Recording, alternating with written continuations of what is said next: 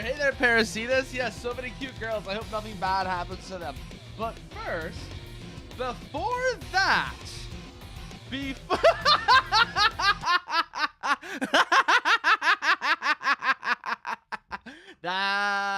yes, god damn it, partner. Just remember, none of it's real. That's always. Just remember remember these two words. It's fiction, and they will carry you a long way. But, before that, I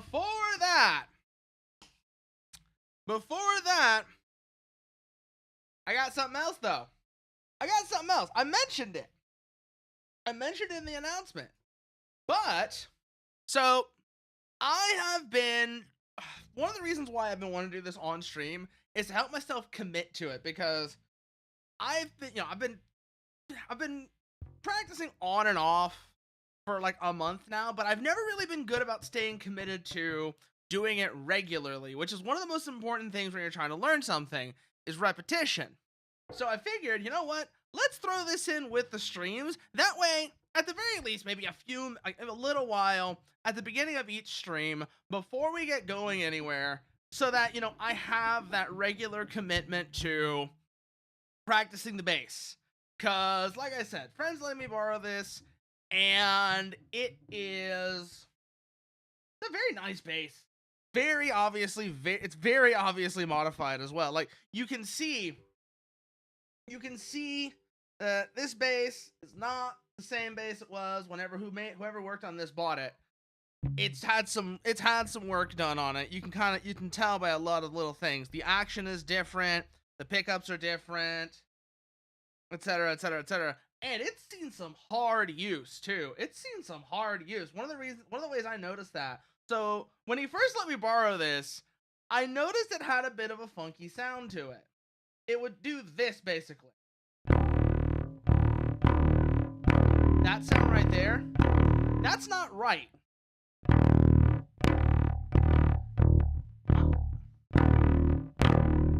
That sound right there. So it's not really mine.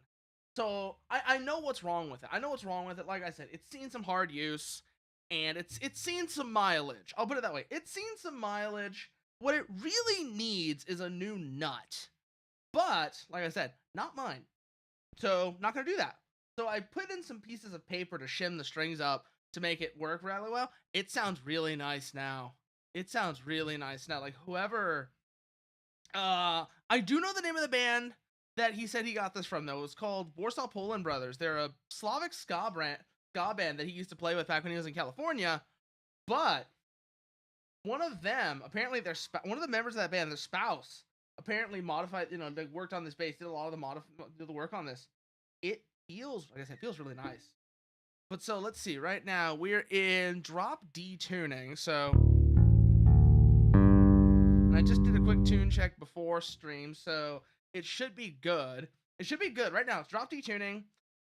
So let's see. That's like one of the very first things I learned how to play, not in E standard.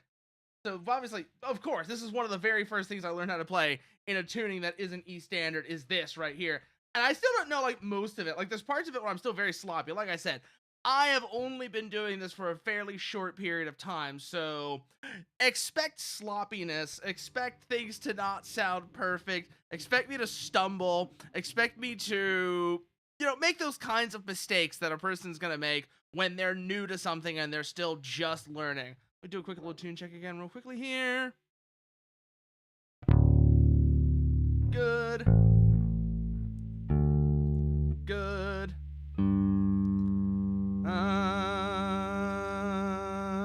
Okay, we're good. We're good. Let's see. Go to, where was it? Oh, hey, yeah, you're back, Parasitas. Hey there. So, let me go back. Let me grab the tab. There it is. So, of course, one of the very first things I learned is this. That's like outside of E standard tuning is this.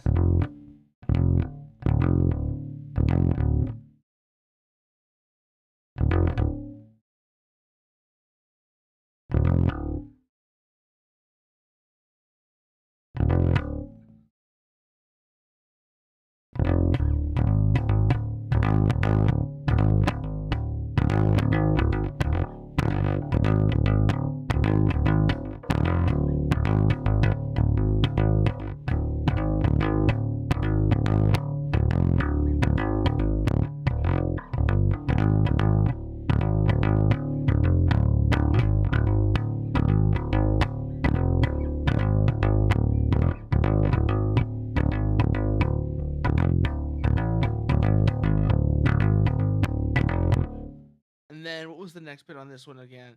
So obviously that's the beginning of it. But there's a bit of it as well. This is the part I'm still trying to learn of this. Is this next section, because this next section is, how does this go?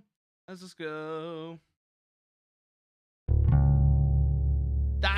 what it is.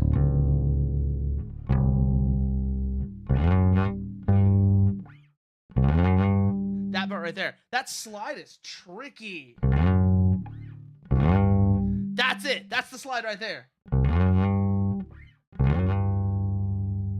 That's the slide right there. That's the thing I've been trying to learn right there.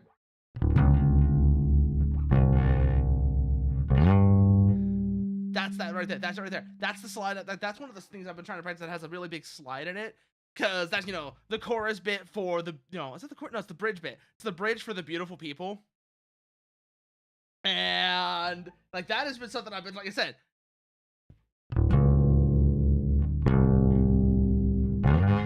Ah, too far. That's where it needs to go. And that is... There we go. Now I didn't have the top string ring that time. Because that is something, like I said, that's another big thing I've had to practice. Because I had to basically play this. So, I mentioned this offhand in other little places. And I'm pretty sure I've mentioned it on stream as well. But, I mentioned before, I'm missing most of my right hand. I am missing most of my right hand. Which was a factor in one of the factors in why, when I was a lot younger, I tried to learn. My attempt at learning guitar as a teenager was very short-lived.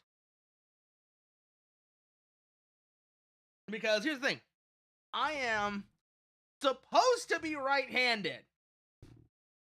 Let's get that right now. I am supposed to be right-handed, but like I said, I'm missing most of my right hand, which makes things a little awkward. I basically had to learn how to be left-handed.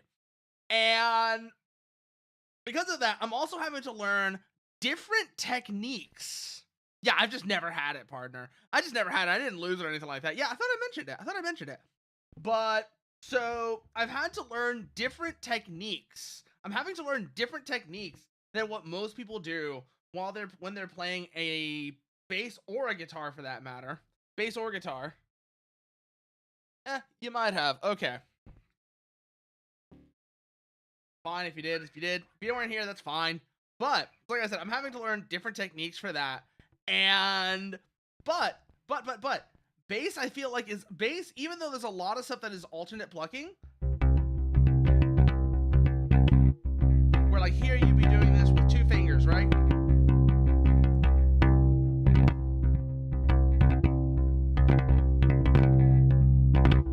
Like that, right? Especially when you're trying to get really fast. So it's like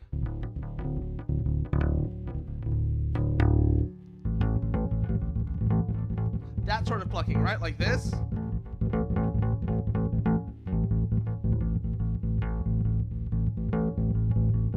Slow down a little bit just to make things easier. But like that sort of playing, right?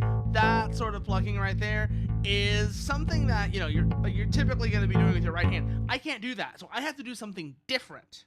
I have to learn how to do something different. So one thing I have found that really helps, even though I'm not using one, what I found that really helps is focus on stuff where the person who originally played it was playing with a pick.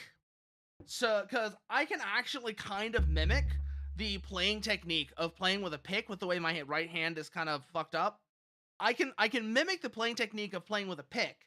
It's not going to have the same hard intonation as a pick, but it's a very good background for me to start with. It's a very good background for me to start with is pick and slap. Picking and slapping are both, I'm discovering, are both really good places for me to start. So, along with Marilyn Manson, Marilyn Manson, The Beautiful People, something I've been trying to learn.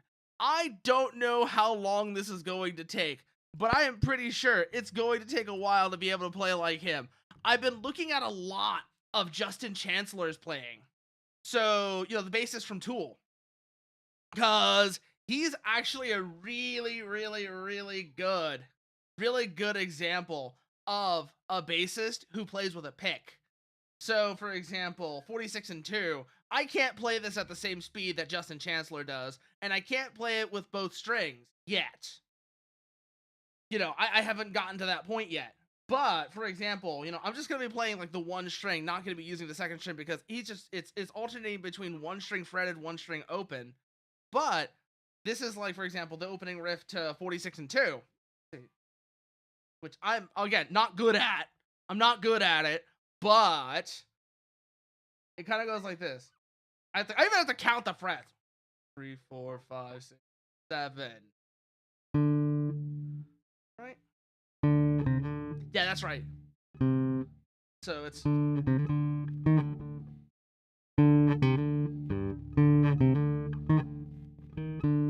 That's it right there, yeah.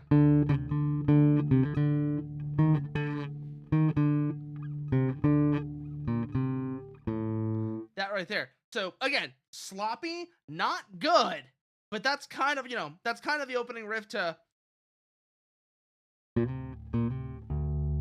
That's kind of, the opening riff to 46 and 2.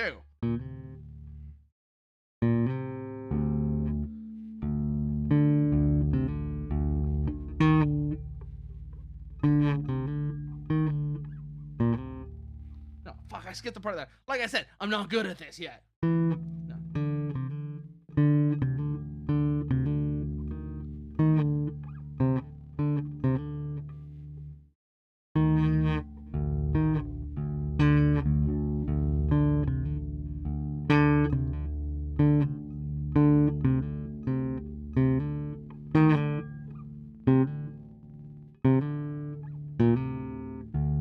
That right there, like I said, not good at that. That is something like 46 and 2, being able to competently play 46 and 2 is kind of like a near-ish term, at least the opening riff to 46 and 2, not the whole thing. Cause like Justin Chancellor gets fucking crazy in the chorus. Like Justin Chancellor goes nuts in the chorus. This is gonna take longer to learn. If I even wanted to try. But you know, at the very least, getting through the opening riff of 46 and 2 is kind of a near-term goal, like maybe in the next couple of months, being able to actually competently play this, along with this. So this I'm gonna have to go back up to E standard for, because this is in E standard. So let me just do that real quickly. Tune back up to E, and we're probably gonna stay in E after this one, actually.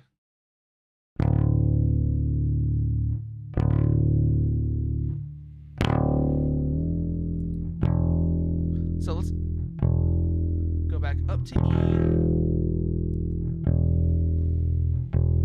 Okay, we're back in E. About a month now, Parasitus. About a month now.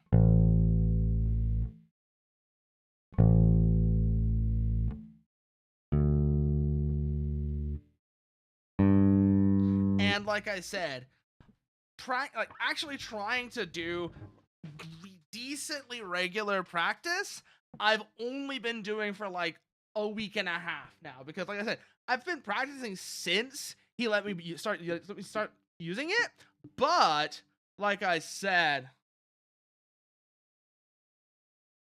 Falcon, what the fuck? Falcon, what the fuck?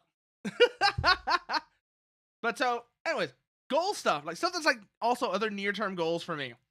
In particular, because this is one of those ones that is, I've actually discovered, really useful for practicing some fundamental things, is this. No, it's this one.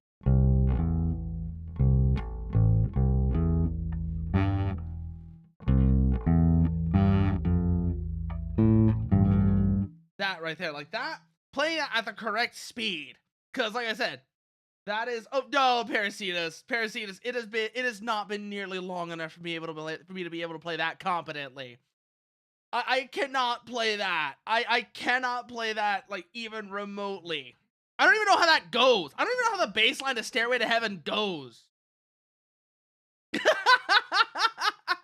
No TV party, partner.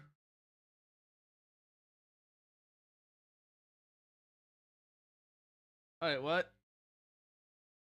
No Stairway to Heaven gun. How long have I had the guitar? Yeah, no. First of all, it's not a guitar, it's a bass. First of all, it's not a guitar, it's a bass. I tried to learn guitar when I was a teenager. It did not go well. I'll just put it that way. Oh, hey, Samar. Maidcore. I don't think I have listened to Maidcore, Samar. I don't think I have listened to Maidcore, unfortunately. Also, you showing up reminded me to do the important... Falcon, wrong instrument. Wrong instrument, Falcon. Again, bass. This is a bass. I'm sure the King of the Hill theme has a bass line, but I don't know that bass line. And second of all, this is a bass, and I'm pretty sure that's not what you're thinking of. You're thinking of the actual, like, guitar, like, you know, that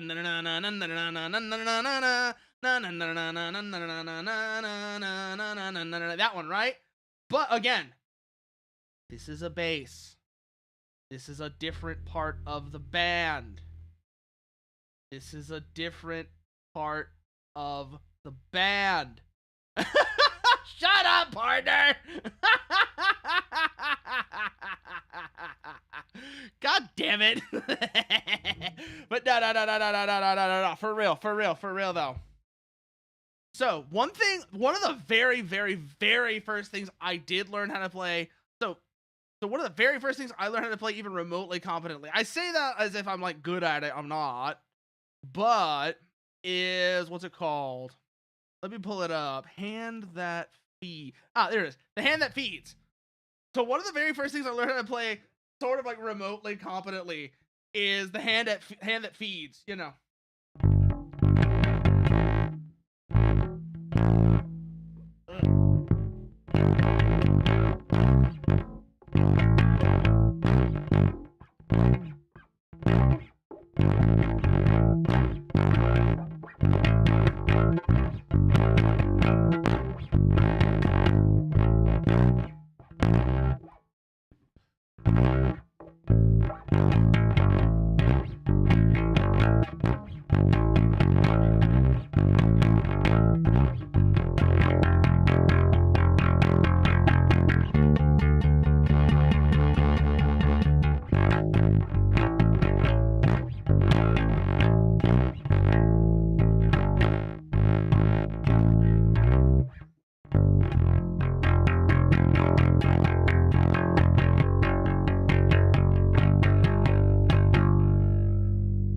right there.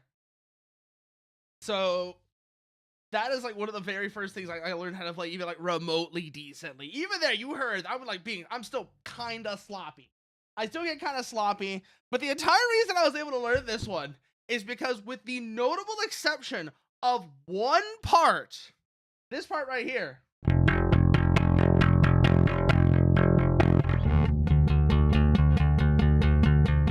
The entire thing is on the top string. The entire riff is on the top string. Now, there's two different ways you can play it. I should say that. There's two different ways you can play it. There's this way, right?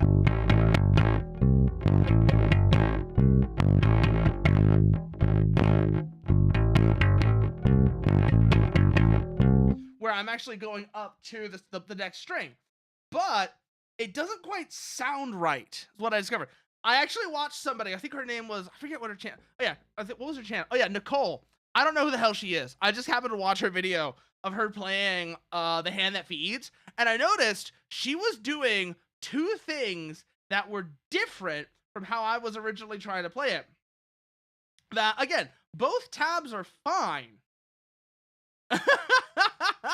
Oh, that would be funny, Parasitas. I don't know. Again, I don't know Take Me to the Beach, but that would be very funny. But what was I saying? Oh, yeah. Oh, I bonked the neck with my drink. Ugh. Glad I didn't spill it. What was I gonna say? Oh, yeah. But one of the other things, though, that, well, the main thing I saw that she was doing different from how I was originally playing it. So I was doing this. Listen to this. I was going up a string. The joke is there's no guitars in the song. Ah, yeah, again, I've never heard Take Me to the Beach, so I wouldn't have known that. So that's one way of playing it, right? It is just 3, 5, 5, 3, 5, 3 on the next string up. But what I learned is doing 3, 5, 5, 3, 5, slide to 8 sounds more like the original song. Because instead of just going that sort of like very clean jump transition, between strings, you get a bit of that grunt, you get a bit of that grossness from the slide that's in the actual song. Like, listen to this real quick here. Compare this to this. Here you got a little bit of that grossness. And if you go and listen to The Hand That Feeds, you'll actually hear that as well. It's not even... That is something I've discovered as well. In general, whenever I've been, like, the stuff I've been listening to trying to learn how to play, I really, really like bass riffs that sound, for lack of a better term, kind of gross. The other example that comes to mind is basically Everything by Korn. Although there is a bit of a problem with trying to play Korn, and that is, this is a 4-string bass. Not just Korn, most nu metal is, the bass is a 5-string, and that fifth string is a much lower string. You can kinda tune a 4-string down to play nu metal, cause they basically, even on a 5-string, if you look at the way that like a 5-string gets played, with a few exceptions, it's almost entirely done with the top 4 strings. They don't use, you don't really hear much of the bottom string. But it's also, the thing about the B string on a 5-string bass, it's a fatter string. So tuning a 4-string with normal 4-string bass strings down to be the top 4 strings of a 5-string bass makes it kind of unhappy. Like, here, I'll just do it for you real quick. Let you hear what the E string. I'm not gonna do all the string. I'm just gonna do the E string. Bring this down to an A. I'm gonna bring this down to an A, which is what, Korn's, one of my favorite Korn bass lines, Daddy, is tuned to. Daddy is tuned to was like A standard. It's set to A standard, which is AD. So what is that? Standard E, B, standard B or standard E tuning, standard B tuning on a 5-string bass would be BADG. So this becomes BDC.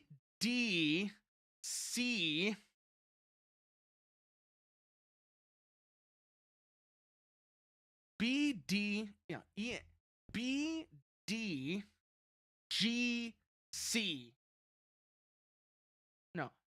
No, that's not right. BDG D. Okay. BDGC.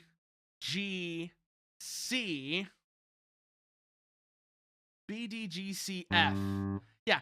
BDGCF. No. ADGCF. I was like, why is that not right? That's what it is. It's ADGCF. It's ADGCF is what Korn's a lot of Korn's bass tuning is set to. So I'm gonna bring this string down to an A real quickly. It's not gonna be happy. It'll work. It's not gonna damage anything, but you can feel this string is not really made to be tuned down this low. It gets really floppy and kind of weird. Oh, that's way too low.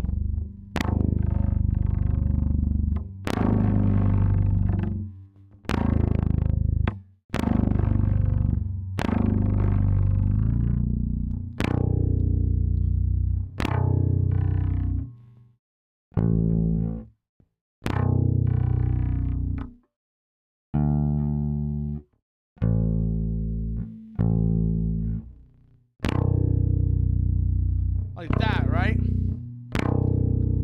That's a... Let's go down a little, actually.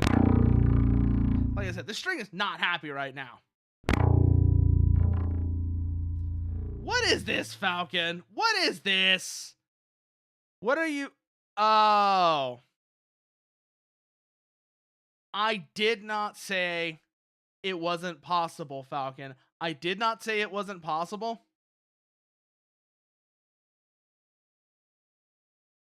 I said it was a different part of the band. I said it was a different part of the band. And I was saying that you were gonna complain because if I did play this, it was gonna be the bass line. And you're gonna be bitching about why I'm not playing the guitar part. I did not say it wasn't possible. So don't you try me. Don't you try me. I know what I said.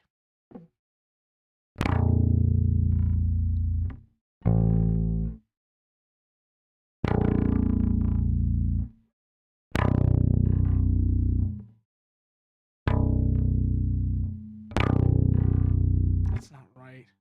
Hold on. That's not right. Where is it? Try the other one, because I need to...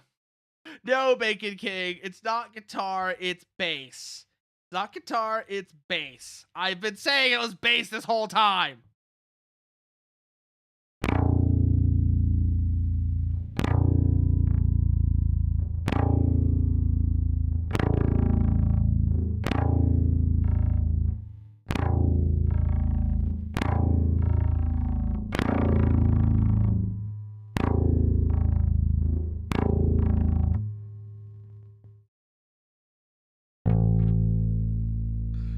No, Bacon King, don't.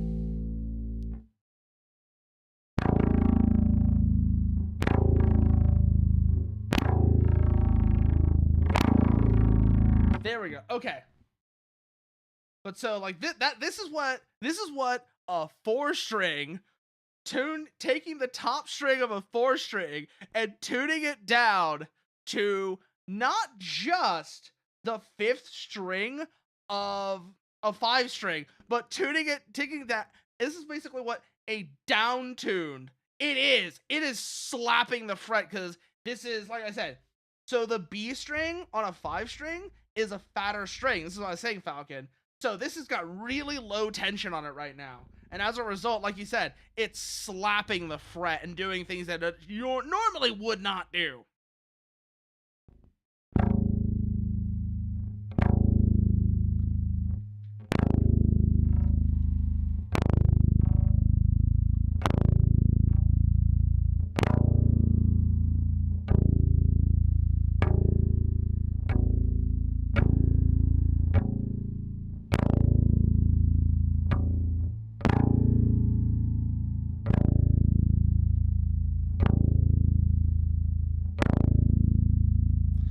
So yeah, like I said.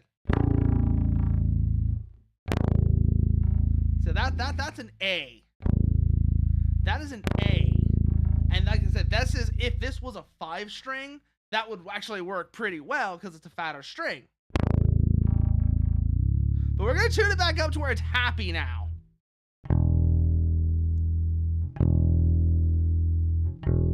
All right, now we're back in E.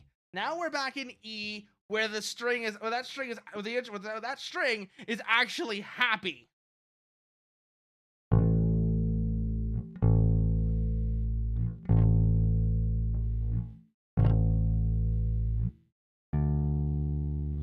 Other strings are still in. Good. Other strings are still in tune. That's what I just wanted to check real quickly. Let's see here. How does this go?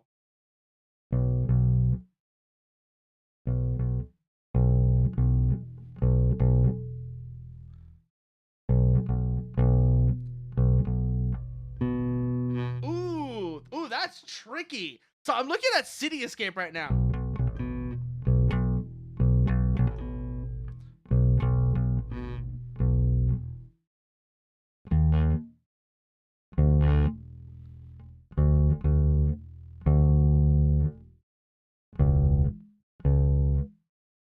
Oh, no.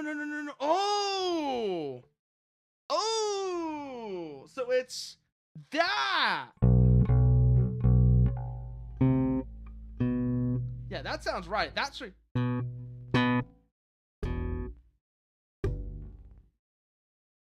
Slap. So that's the sound.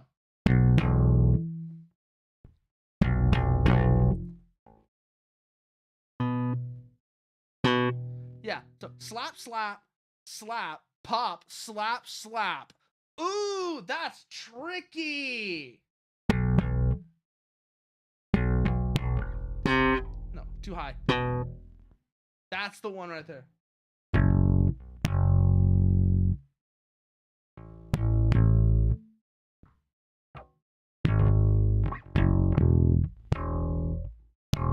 Ooh, that's a tricky riff.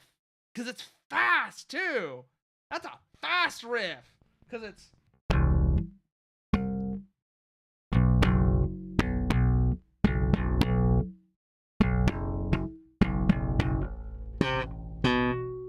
Ooh. Because you gotta pop that one. That is a tricky one. Slap, pop, slap. Ooh.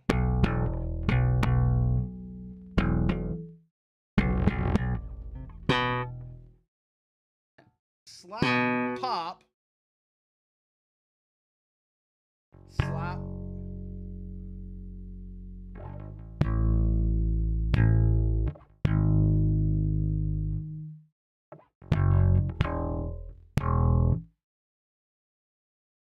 Oh, that's nasty. And then from that, then it's fifth.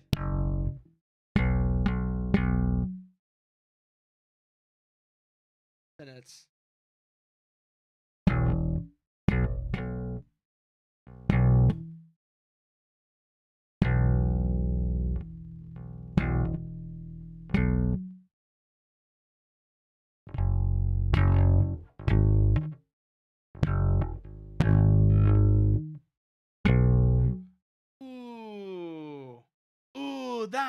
that is way trickier than it looks.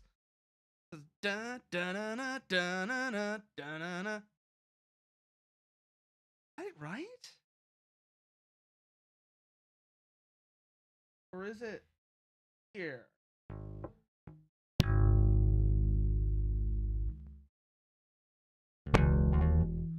I'm gonna have to come back to this one. That's way trickier. That's very tricky. That's gonna need. This is something I'm gonna have to come back to. I'm gonna have to put a pin in this one. Come back to it once I've got more practice, because that is above my current skill level. So we're gonna have to put a pin in this one. Come back to it. Ooh. So Good for you, Falcon. Good for you. Oh, come on though. What else is there here? Let's go back to this now.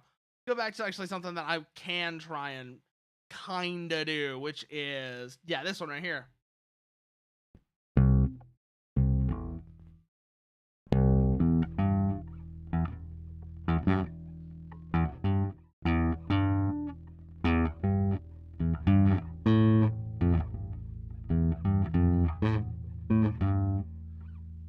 That's it right there, yeah.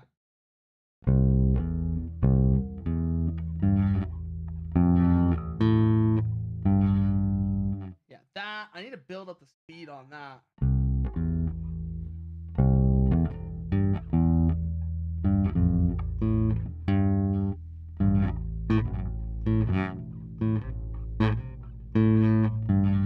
That right there. Because that's actually a really good one for, like, that's a really good riff for, like, practicing with. And I really need to get a better feel for that one. Ugh.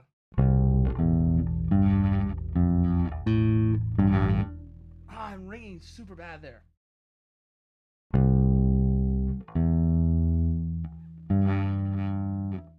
No, I skipped the note. I skipped the note.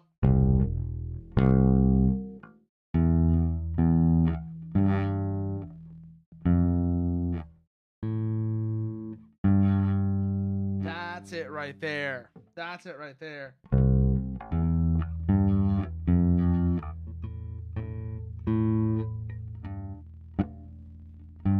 am I fucking that up so badly? How am I getting that so badly? Ugh. Ugh.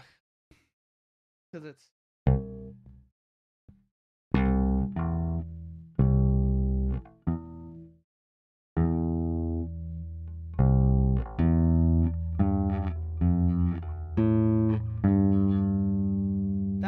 That's the actual riff, yeah. That's the actual riff right there.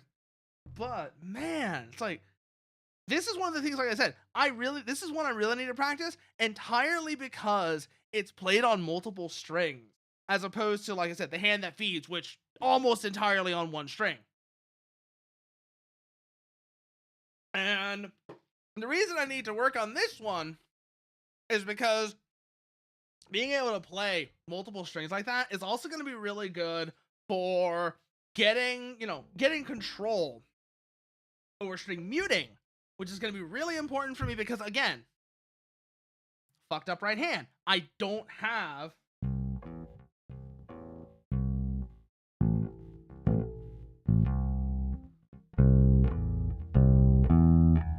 oh, that's way too high.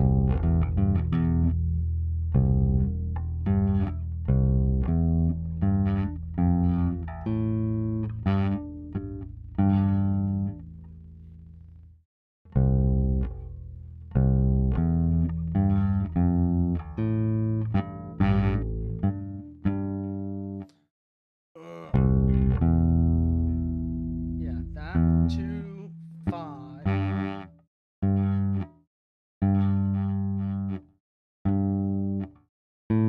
No. That's it right there. That's it right there. No, fuck, I skipped it.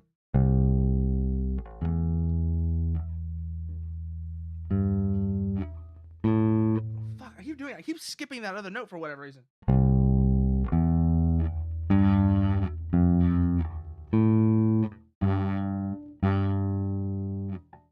Yeah, that's it right there.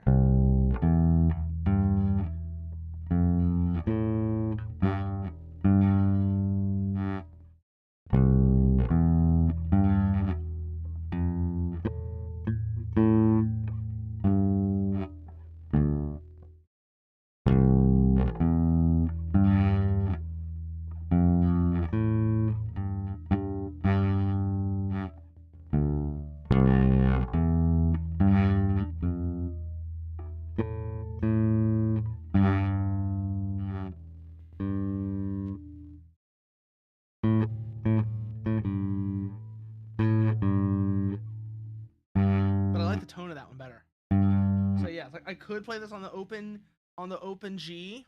So instead of going G2 to D5, I could just go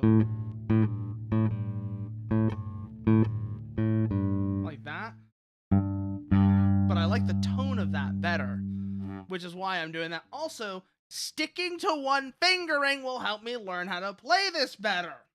You know, I'll eventually be less sloppy. Well, let's see. Where were we at? Oh, yeah, that's right.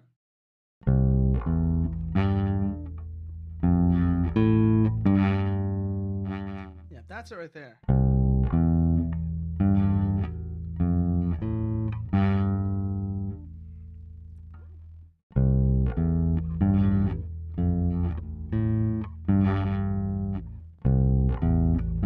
No, fuck, I skipped the note. And again, I need to control the ringing more. I need to control the ringing more. Ugh.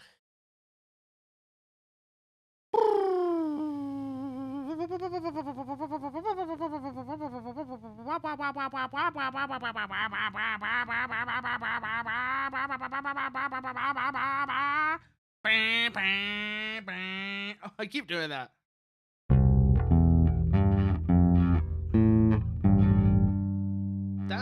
That's the riff.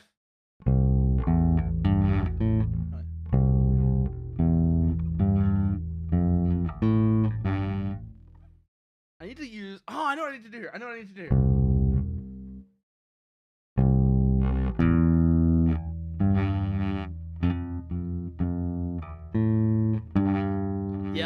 Yep, that helps a lot more with the muting.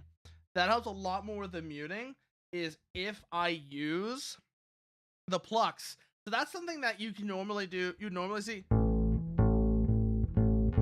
with like normal plucking technique is you can use the pluck to mute the string above, but I'm having to figure out other ways of doing that because again, like I said, fucked up right hand.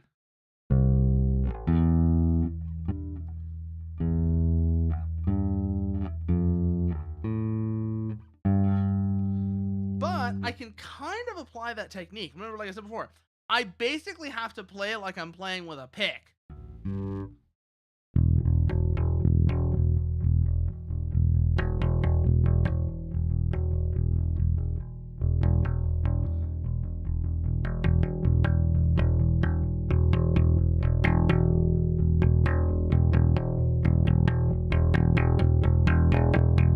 What the fuck, Falcon?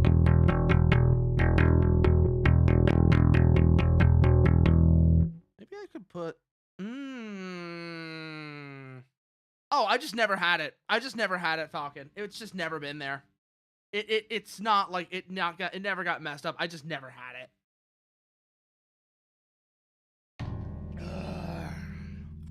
So yeah, no. Like I said, it just means like I said, I have to learn different techniques.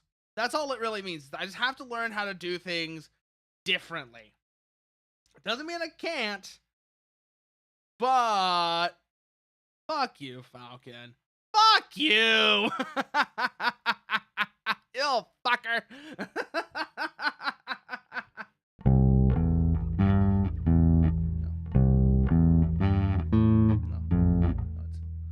No, a lot of ringing. I am missing between 75 and 90% of my right hand. Yes, I am missing between 75 and 90% of my right hand. It's kind of hard to put an exact value on it, but it's somewhere around that amount. I sent something to somebody a while back showing them the outline of it. I'm trying to remember when. It was, because it really helps explain. Who was this I sent it to or posted? Where was this I posted it? It doesn't really matter. The point is, like I said, my right hand is kind of fucked up. Oh, I know who I sent it to. I sent it here. Grab that. Go into Paint real quickly.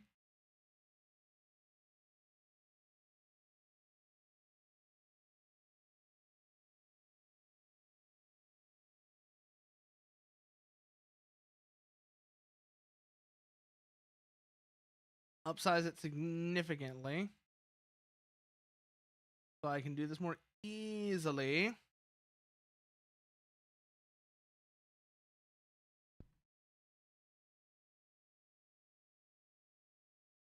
Shut up! Shut up, Falcon!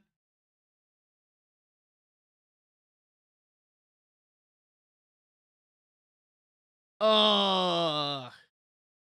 And then we go here.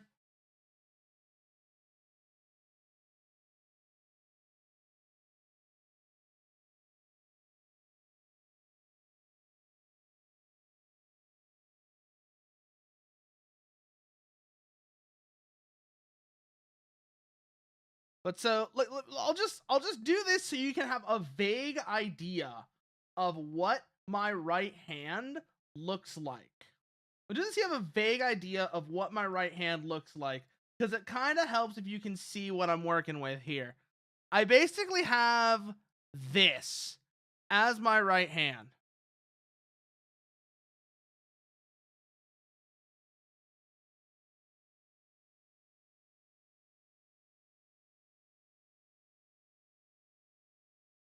This is like vaguely the shape of my right hand. Like, this is not like totally accurate, but it gives you an idea of sort of the vague outline of it. And so this right here is what I'm using to actually pluck the strings with. Like I said, it helps if I think of it like a pick. It helps if I think of it like a pick, because then I sort of start looking into the techniques of people who play bass with a pick, which works really well with this shape. I can't really use this. I can kind of use this, like this right here.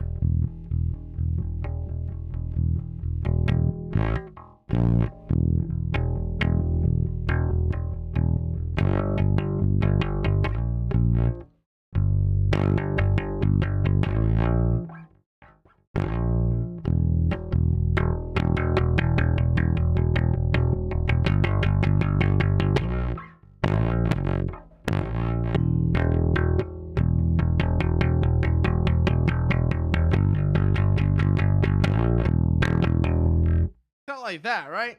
Sort of actually, what is the actual baseline for duality now? Fuck. It's not like that. I know it's not like that. That's just me kind of fucking around. What is the fucking baseline for duality like now? I'm curious now. I bet it's a 5-string. I bet it's a 5-string. It's new metal. It's gonna be on a 5-string. No! No, it's not on a 5-string. It's just tuned really low.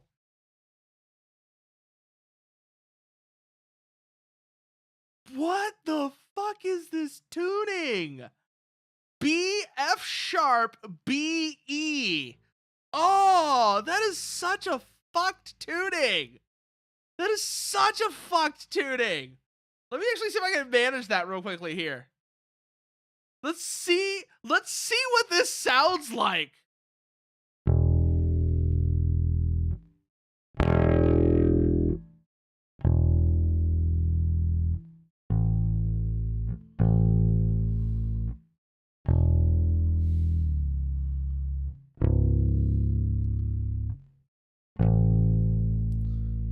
Come on. I'm looking at a tuner to do this, but the tuner is being very laggy, which is why I'm like...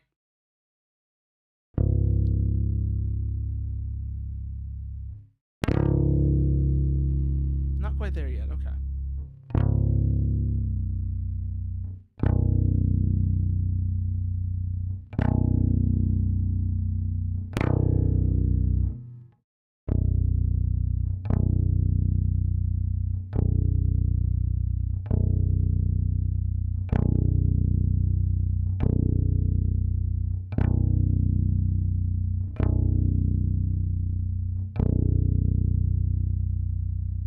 I need to get an actual tuner, like an actual like tuner device instead of just using like a thing.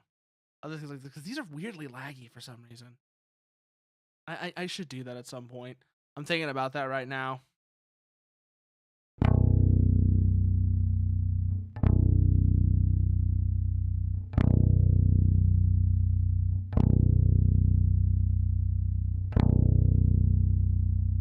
Okay, so that's B.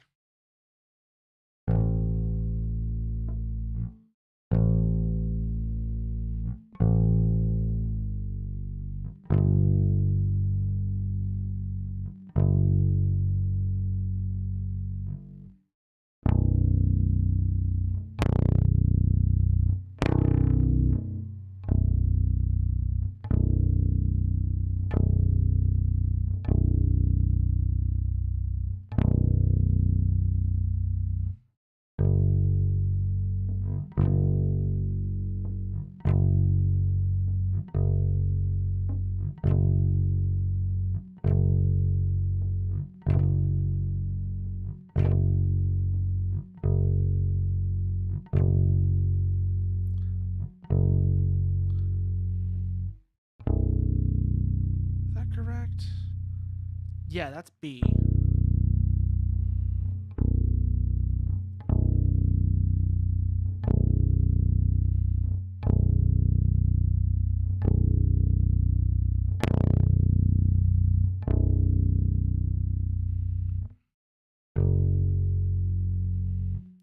F sharp. And then what's the next one? B again.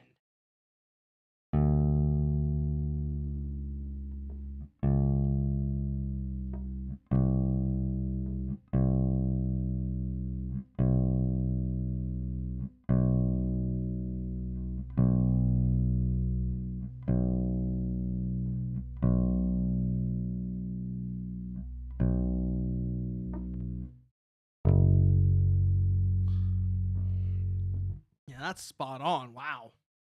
That's actually spot on. All right.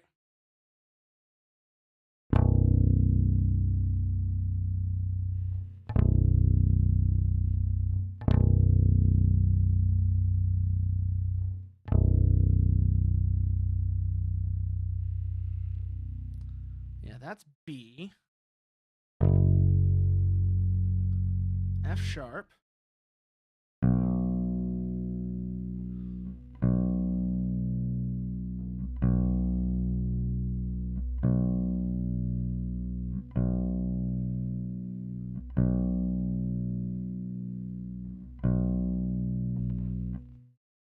And then E. E. Oh, this is a weird tuning. And this one, like I said, goes down to B. No, this one goes down to E. Okay.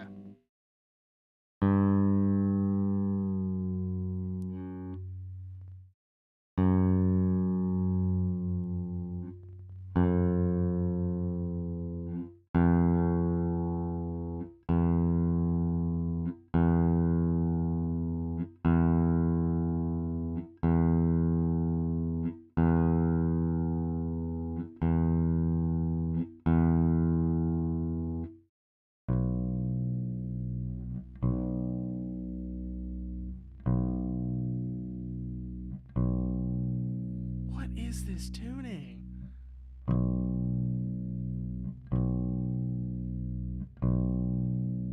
This is super down tuned. This is fun.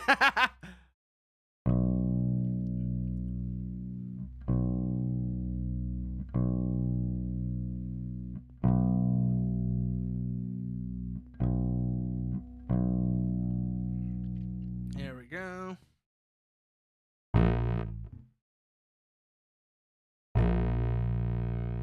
Oh, that's so buzzy. Oh, it's got my hands on it. That's why.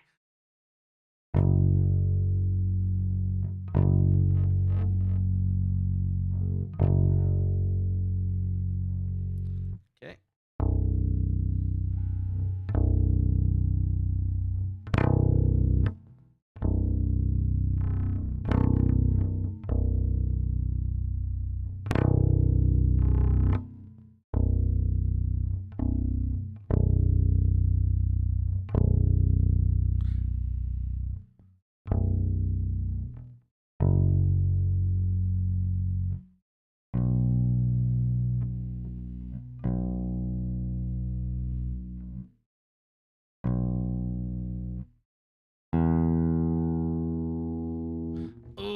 this is such a weird tuning.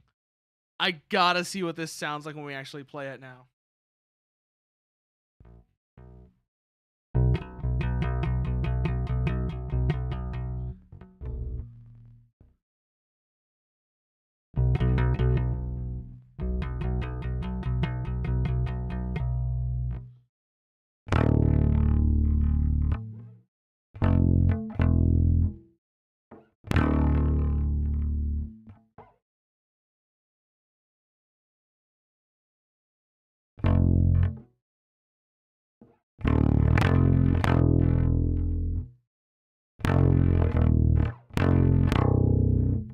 Oh, that is so strange sounding. Ooh, and thank you for the follow sub KD. Thank you for the sub KD. Oh, how are you doing today? Like I said, I am doing very basic, very early bass practice stuff. Like I said, I'm not good at this. I only just started figuring that. I only just kind of picked this up like a month ago. I only just picked this up about a month ago, thanks to a very good friend. And so I am trying to learn. I'm trying to learn how to play this so as not to disappoint him, because of, with the very, very nice modified bass that he is letting me use. So, like I said, I don't want to disappoint him, because there's a lot. Like, first of all, I really I'm enjoying the bass a lot more than when I tried to learn guitar years ago. That was, like I said, two reasons. One, I was doing it for the wrong reason. When I was trying to learn guitar, I was doing it for the wrong reason. Because think about it. What reason does every stupid teenager try to learn guitar? What is the reason every stupid teenager tries to learn guitar, right? Second of all, though, there's no tiny strings on this. And, oh, by the way, the thing you're seeing up on screen, that is like an approximation of what my right hand looks like, by the way. Just so you don't freak out too badly. That was me explaining that's what my right hand looks like, which is why I'm having to learn non-standard techniques to try and make up for that. Oh, yeah, no, yeah, but also an ad break's going on the Twitch side. I'm gonna take this chance to get up and stretch. Y'all should do the same. Get stretched, get a drink, and then we'll be back here. And I think after this ad break, we will transition over to Doll's Nest.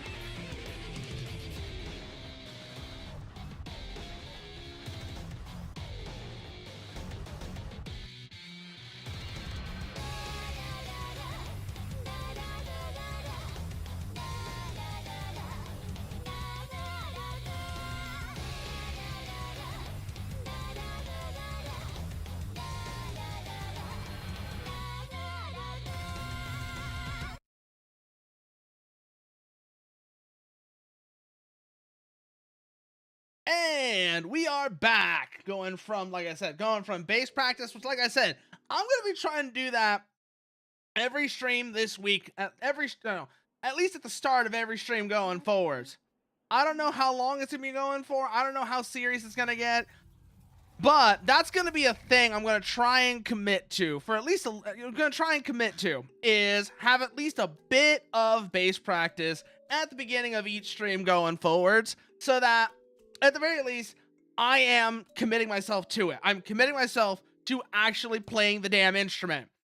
I'm committing myself to playing the damn instrument, at least to some extent, so that I can try to learn how to not suck.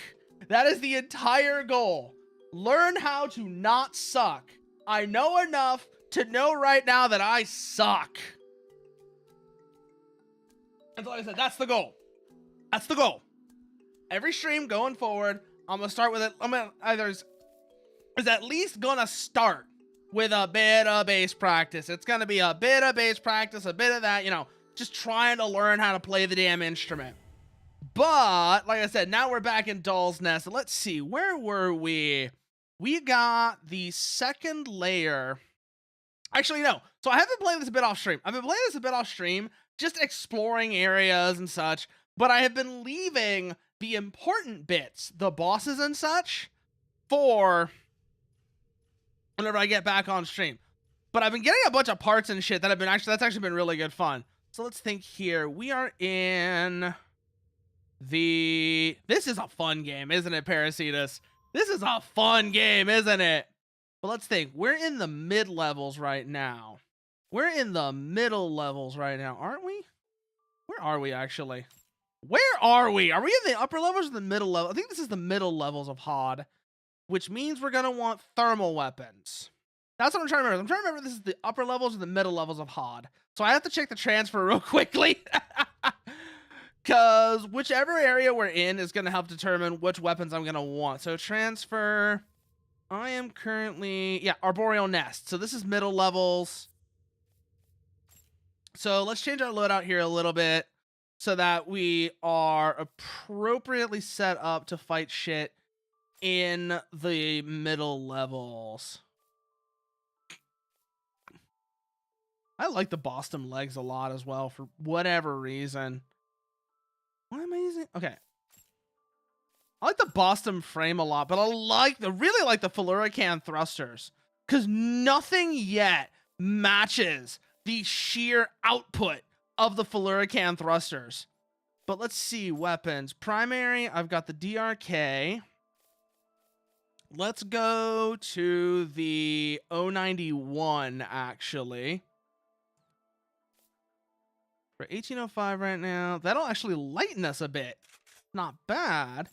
I said, we're going to want thermals for this. We're going to want thermal weapons for this. Let's see. Beam gun. Discharge machine gun. Ooh, what about a wave gun? The bulls. Let's try the bulls. See how that works out for me. Rear arm right. We're going to go trident. Rear arm left. LGO2. Oh, that makes us too heavy. What's the weight on this? They're the same. Okay.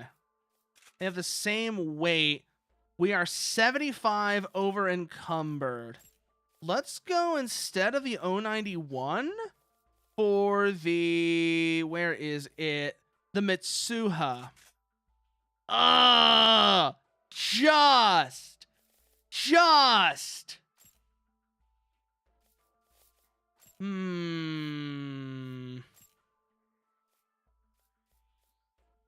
The halberd would work.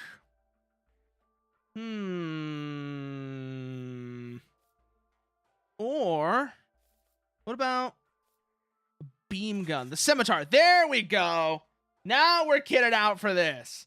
Now we're kitted out for this area. Because like I said, we're in the middle levels right now. The middle levels, one of the things I've discovered about this game, it uses old school Armored Core enemy design language. Oh God, no, Falcon.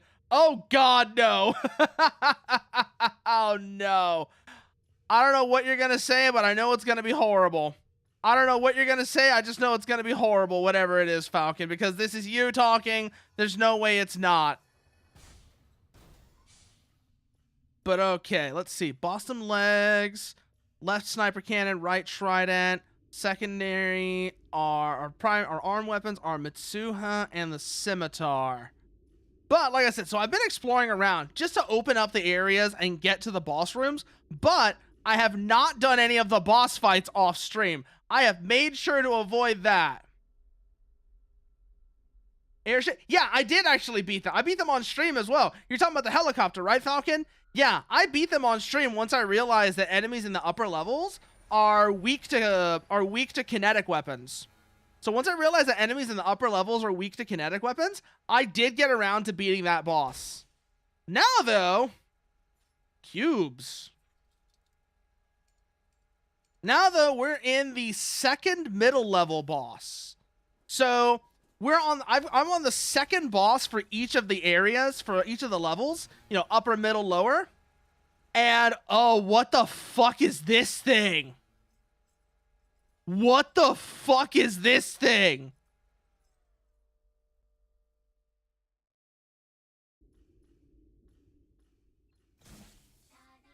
Oh shit! Oh yo! This is the Colony Depot. I see now.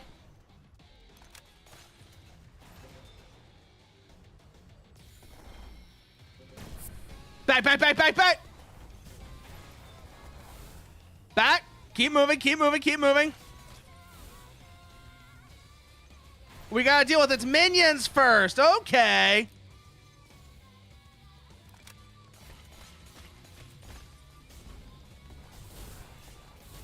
Move. I was wondering when this music would actually play in game. Whoa! Okay, we're not taking damage from that. So that's actually fine. Okay, so we don't take damage from doing that. I was a little afraid we might be.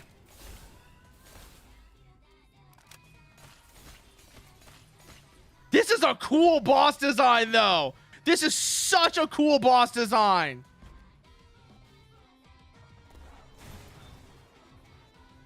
Such a cool concept for a boss.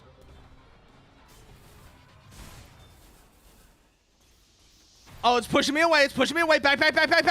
Get back to the core.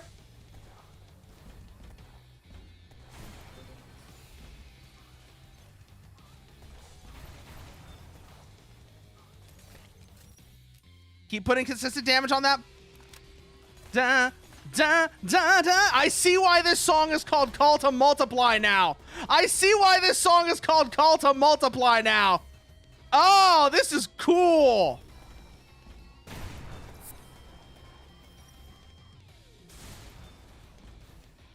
Move. Okay, we can't damage that lower section. Has to be the top. Which is gonna make things interesting.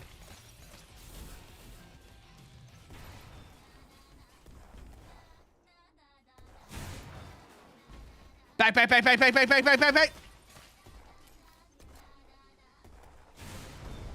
Okay, so we mostly are gonna use the melee weapon to clear out the chaff here. Whereas that's gonna be our boss for weapon for actually hitting the boss. Move.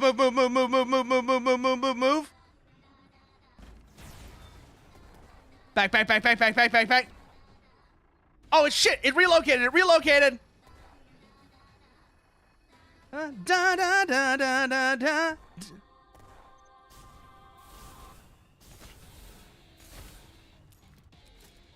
Okay, we're reloading this one. Okay, it's shielded up. Watch for the little guys. Back.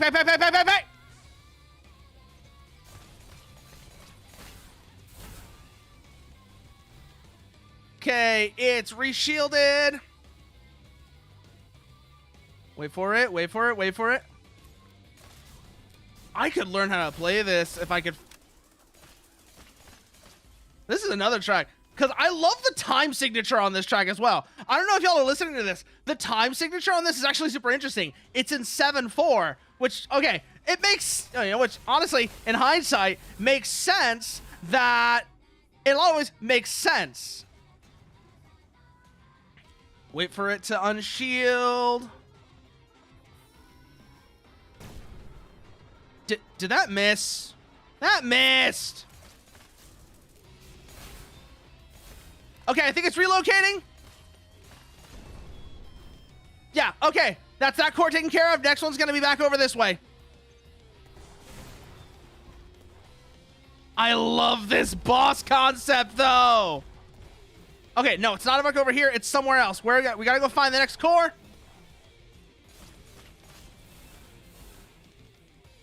All right, got it. Where are those minions at? All right, we need a supplement.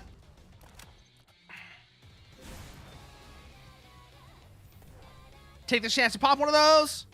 That keeps us in the fight. Go, go, go, go, go, go, go.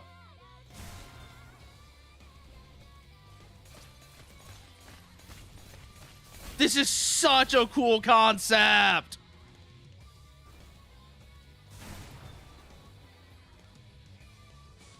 We're just fighting boxes. Oh,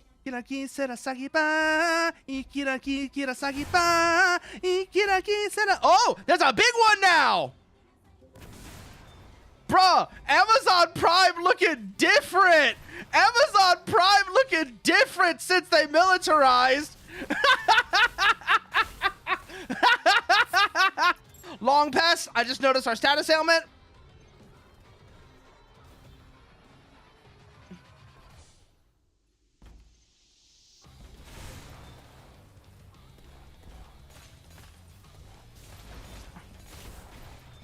Whoa! This is what the warehouse does. You take a minute to go pee. Yeah, no. This is what the Amazon warehouse does when they hear you're going to take a minute to go pee.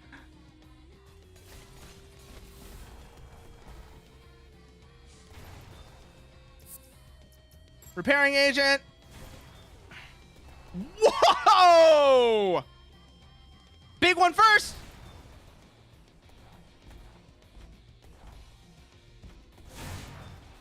Okay, keep moving, keep moving, keep moving, keep moving, keep moving.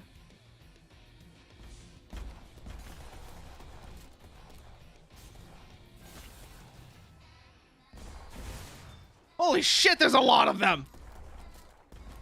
This is, like I said, this is such a cool boss design.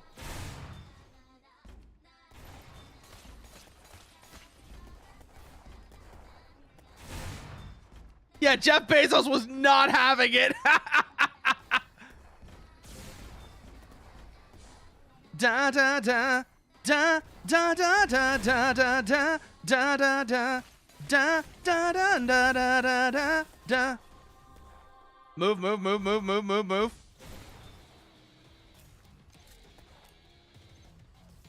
Holy shit! This is like actually kind of hectic though. Actually kind of hectic, I'm not gonna lie. Whoa, whoa, whoa, whoa, whoa, whoa, whoa, whoa.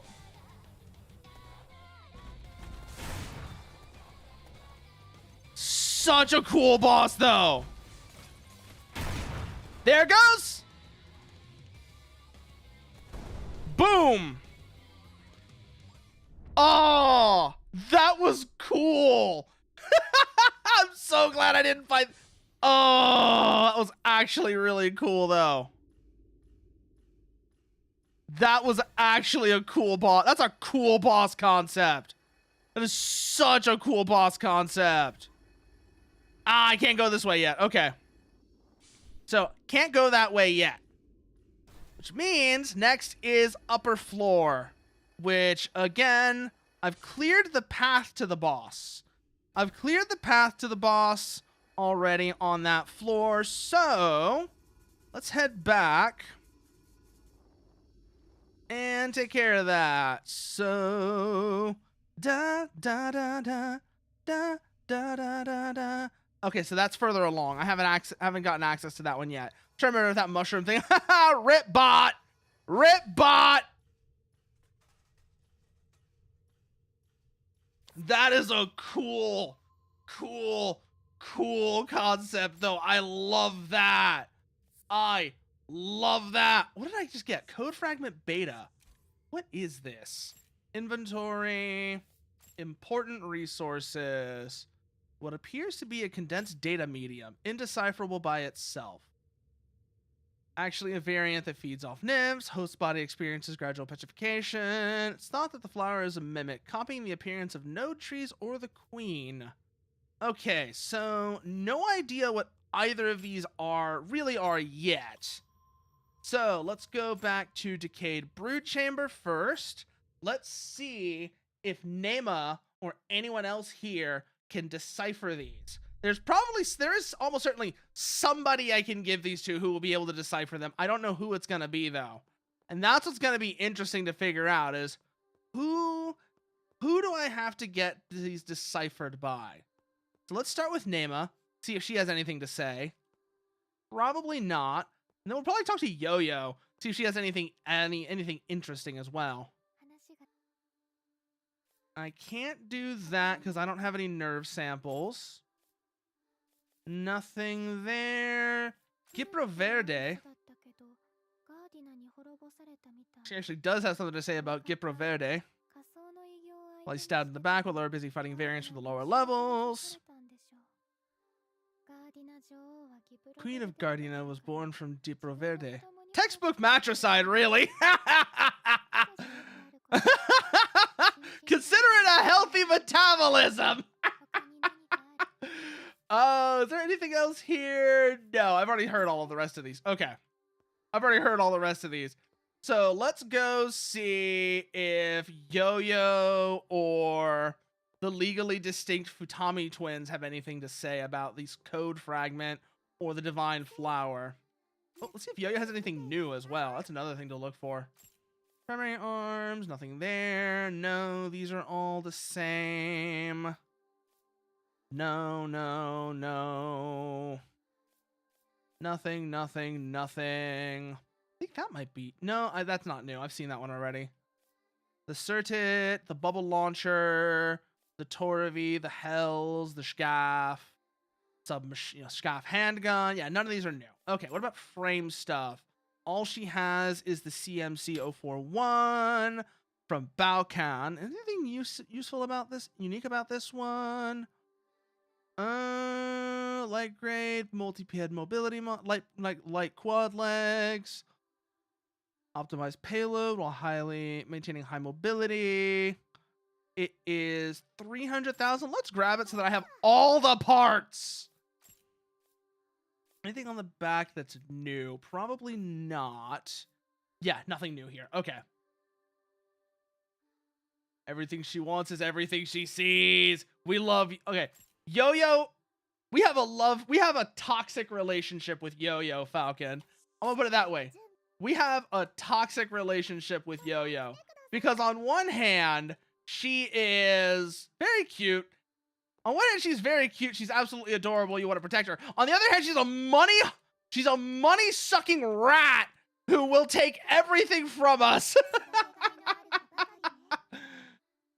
Let's see. Anything we want to upgrade here? Those have already been upgraded. That's already been upgraded to 3. And I would need palladium flowers to take these further. But that's a lot of commitment. This is already at 4, which would require a palladium husk to go further. This would require palladium buds, which I don't have any of right now. I don't have any graphite flowers either. So I'd need to get those. Either find them or give more money to Yo-Yo. One or the other. Wait, this is the grenade launcher? How much does this thing weigh? The weight on this thing, 300 as opposed to probably significantly lighter. Yeah, it's like triple the weight. Okay. But let's try it actually. Let's try it before we upgrade it, cuz I don't know if I'm even going to like it. And let me see what I have to do to build around it, cuz I'm going to have to build around this weapon. That's the big thing. I'm going to have to build around this weapon one way or another. Let's see. So, grenade launcher. Where are you? There you are. We are at 1980, which means we need to lose 160. So let's go rear arms back to Gungnir's. And you, let's try dual Gungnir's. That does it. That does it, and it makes us significantly lighter. Can we take the greatsword with this? Yes, we can! We can take the greatsword with it. Oh, it's even better now. That's even better. So we've got dual Gungnir's and the greatsword, which is probably not a bad setup for dealing with whatever's in the upper levels, now that I'm thinking about it. But before we do that, I want to see if I even like the grenade launcher. If I don't, then we're probably going to put the sniper cannon back on where one of the Gungnir's is and run something lighter there, like the 3-shot burst assault rifle, because I do really like that weapon a lot too. I remember liking that weapon a lot in the demo, so it's not even remotely surprising that I like it now. It's just a fun weapon all around. Very effective too.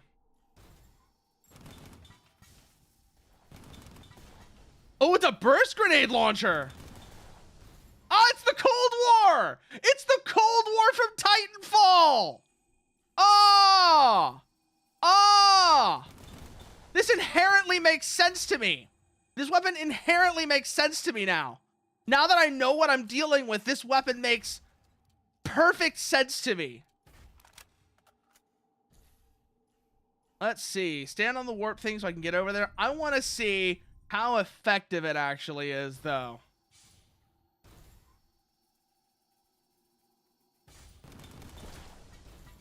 I don't know about this.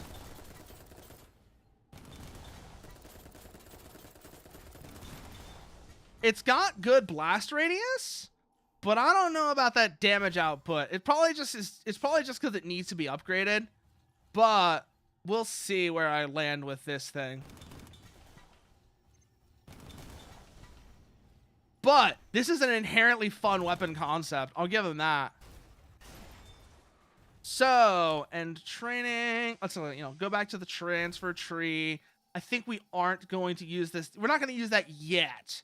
Maybe once we get some upgrades into it, we will. But for now, we're probably going to stick with and training. Let's go back to the main tree in the brood chamber. Swap out the... What's it called? Oh, yeah. And we'll swap out the grenade launcher for the burst assault rifle, and then one of the Gungnir's for the sniper cannon. Because that setup actually works really well, and that'll be good for fighting the upper level boss. At some point, we're going to have to deal with the one on the lower levels, who I can already tell is going to be a nightmare, because I remember tried fighting her last couple times on stream. Oh boy. Oh boy. So let's see. You swap for the GTFR. And then you swap for the sniper cannon. Okay. So this will work for fighting the upper level boss, probably.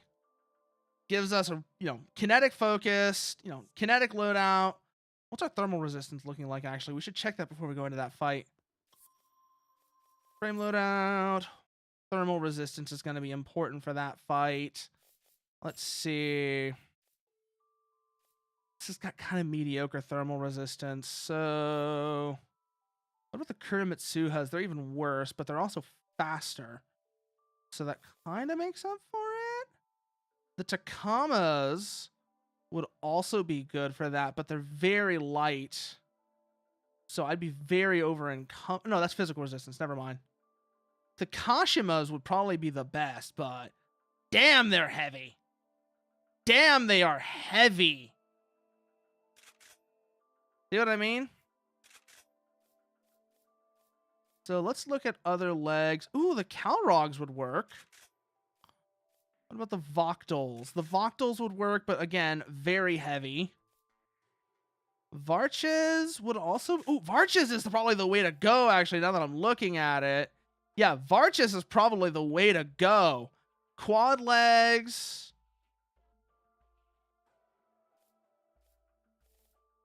Yeah, the Varches or the Kalrogs are probably going to be the way to go for that.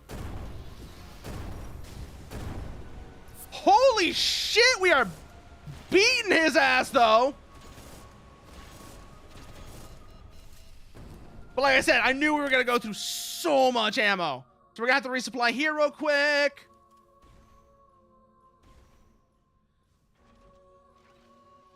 Hold.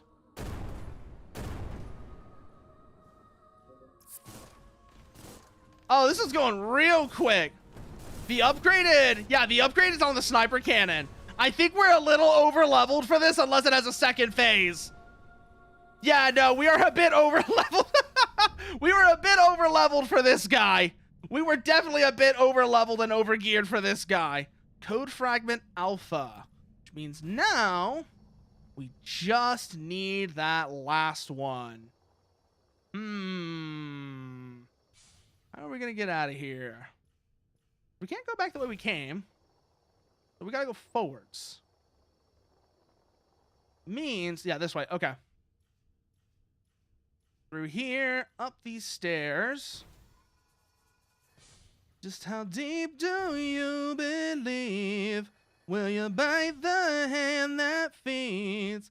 Will you chew until it bleeds? Can you get up off your knees? Are you brave enough to see? Be the one that'll change it.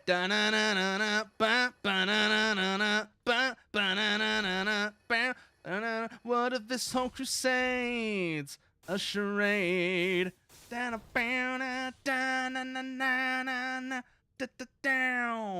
Into fine.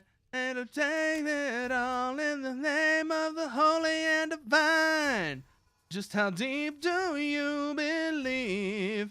Will you bite the hand that feeds? Will you chew until it bleeds? Oh, what is this?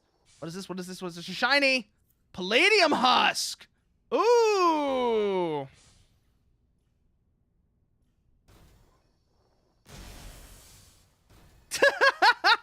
Please, please, Chambusis. I'm okay. I'm an okay singer, but I am hardly that good. That's like... Oh, there's more stuff.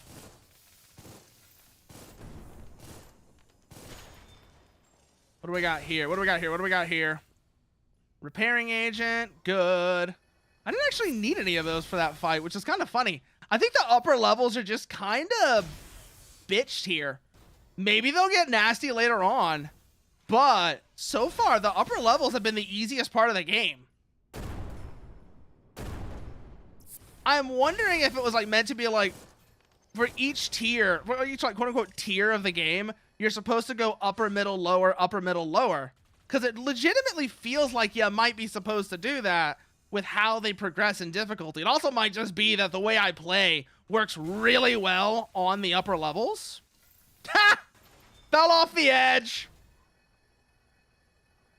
Whichever one it is, though. Whichever one it is, I mean, this is not a particularly hard game. Let's be real here. This is not a particularly hard game. Especially not by the standards of Souls-likes. This is not a particularly hard game, especially by the standards of Souls-likes. But it's a very fun game. It's a very fun game. It's got a very, very cool style to it, which really makes up for that. You know, it's not... But also, it's another thing is also like, we're still super early on in the game. We're not even like... If we're going off of Dark Souls comparisons, we're not even at Anor Londo yet. We're not even close to Anor Londo yet, is the thing, right? So, I'm saying this isn't a particularly hard game, but... in terms of the difficulty curve, I would say we're not even at Anor Londo yet, so... This game might still have some tricks up its sleeve. We'll see. We'll see how that goes. But first... let's see what's up here. There's our tree, which we're going to stop at and go to the lower levels and fight that monster. The lower level boss, the second boss of the lower levels is just a nightmare. Like, she is actually very nasty. Because it's the first time we're fighting another nymph is the big thing, right? The second boss and the... Oh! Oh, we got new status afflictions. Ooh, what is that one supposed to be, I wonder? Is it? Oh, it's electrical. It's electrical, isn't it? I just noticed the symbols. This is like, this is gonna be like electrocution or something, isn't it? How do we get up there, though? Ah, there's the ramp. It was literally right there. Okay. The ramp was literally right there. I'm guessing that's where we came from, I think. All right, there is the tree. Water treatment levels. Transfer to the Forbidden Domain. The Forbidden Domain. We're going to the Forbidden Zone. Ugh. This boss. This boss is gonna kill us a lot. Because like I said, first time I fought this thing was just oof. Now we're gonna want something a little different here in terms of frame setup. So headset, what's the corrosion on this like? Do we want to swap it out? And if so, what for? Ooh, the current Mitsuha might not be a bad swap. What does that do for our target range, though? Oh, it's very short. 39 meters as opposed to almost 50 with the Calrog. But we're really going to need that corrosion resistance just to travel through here. This is such a nasty area for that. Let's think your utility. We're going to want to go to the Boston module just for its resistance.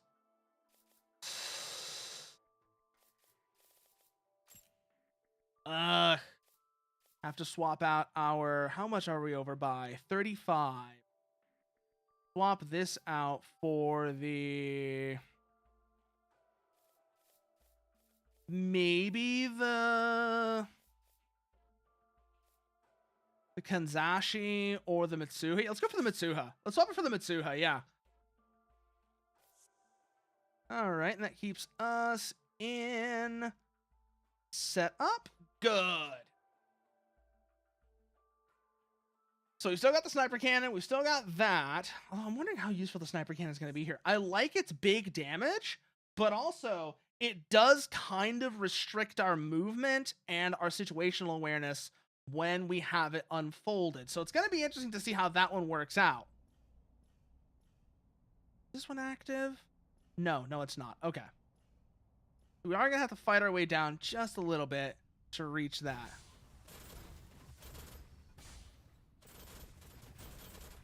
Okay, down to the cart. Turn that on.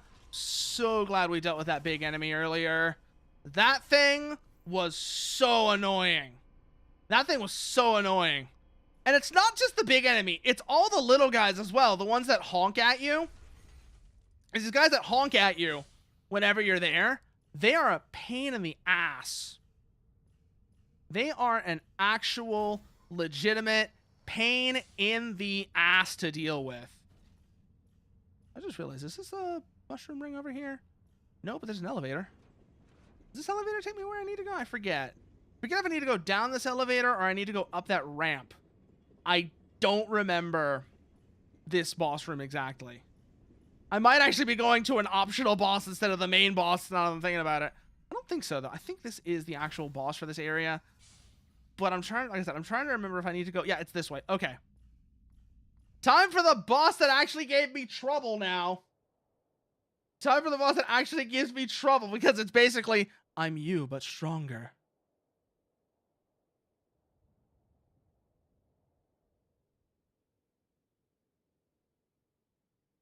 Just knows my GPU is doing something weird.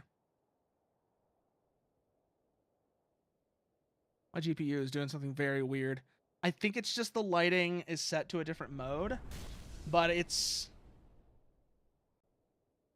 I think it's audio responsive. No,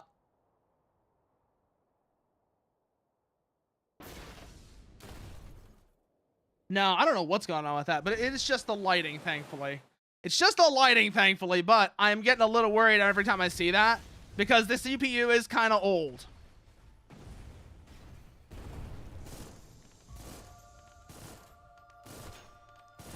That's the front. Okay. So we need to watch Lecky's angles here. That's going to be a big thing. Watch her angles. Watch her angles. Try and get her from behind.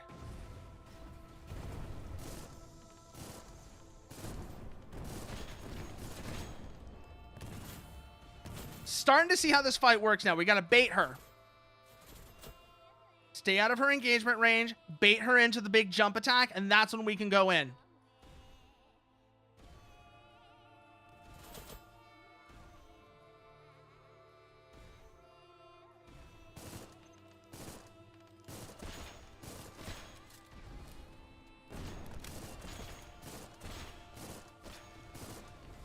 So it's like that one thing. It's like the SA-9s from Soviet Strike. I'm thinking about it now. I'm basically fighting her like the SA-9s from Soviet Strike. Don't waltz around in front of them. Whoop them from behind.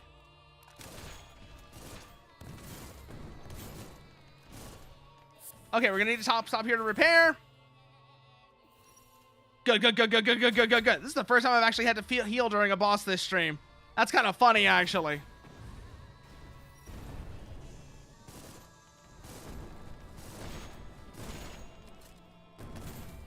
Back. Keep our distance. We're not set up for those close-in fights. We need to poke her and bait her. We're going to take some incidental damage in the process, but that's fine. All right, she's in the air. Bait her into her big drop swing. We need to bait her slam. Come on, you know you want to do it, Lecky. You know you want to do it.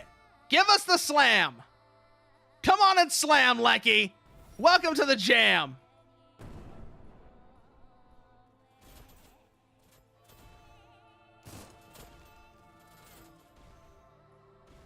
Come on and slam. And welcome to the jam.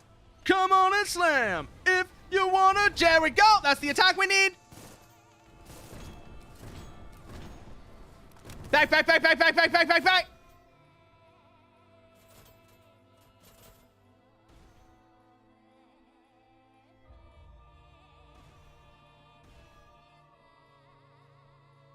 Oh, I'm not going to be able to hit her with this, I'm betting, just because I got to get super close for that, and that's risky. That's risky. Come on. Come on, Lucky. I know what you want to do.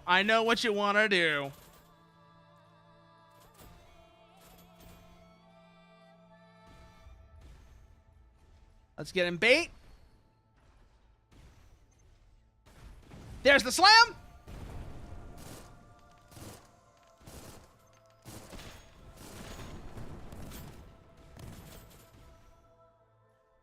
Woo! We're actually doing kind of okay now. We got her down about a third. Got her down by about a third. There's the slam.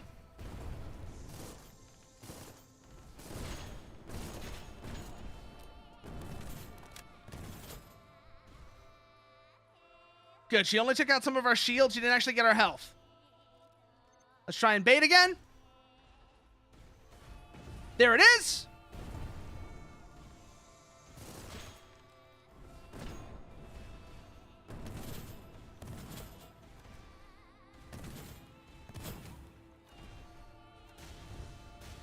Normal swing. That's not what we're after.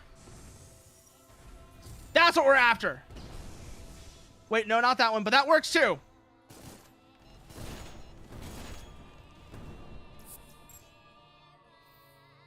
Take this chance to supplement. Go back to repairs. We're probably going to need one soon. We're down to half health.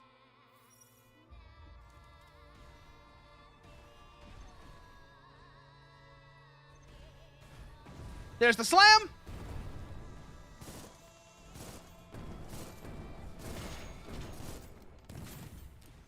Pull back. All right, bait the slam again.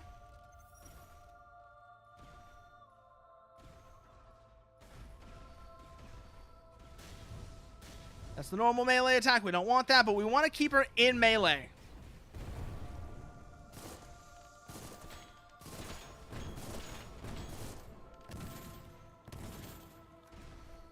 So get close.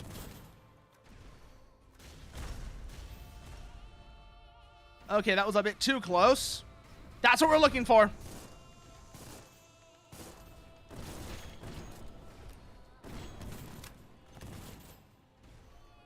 Move in, move in, move in, move in. Okay, bait the melee attacks. There's the slam.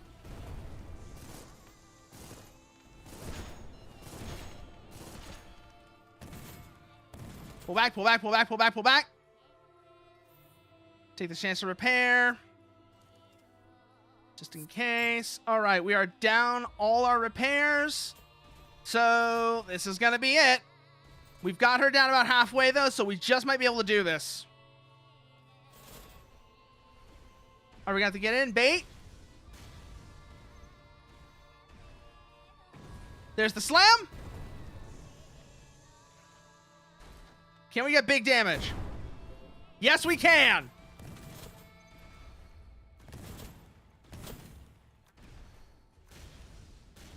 All right, that's our melee. It swings. There's the slam.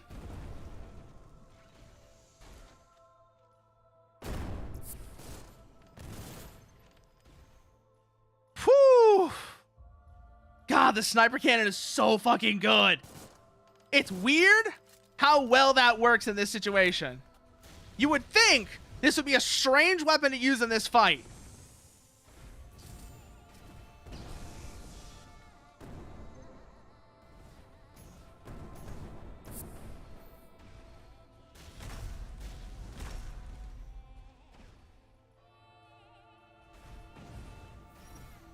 But it works really well, even if it's very ammo hungry. Even if it is very ammo hungry, it works really well. Ooh, back, back, back, back, back, back, back, back, back, back, back, back. All right, bait the slam. Oh, we're not using that melee weapon. Okay, we're using a normal melee weapon, so we might be able to get away with some melee attacks here. I thought we were still using the greatsword.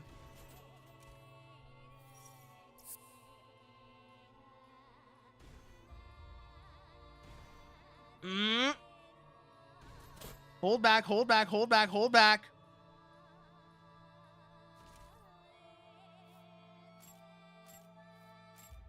Okay, we still got 3 of those. We've still got 3 of the high grades, so we're not down yet.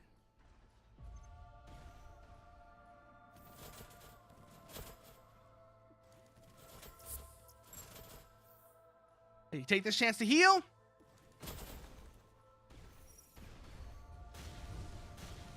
Ooh, ooh, bait the slam, bait the slam, bait the slam.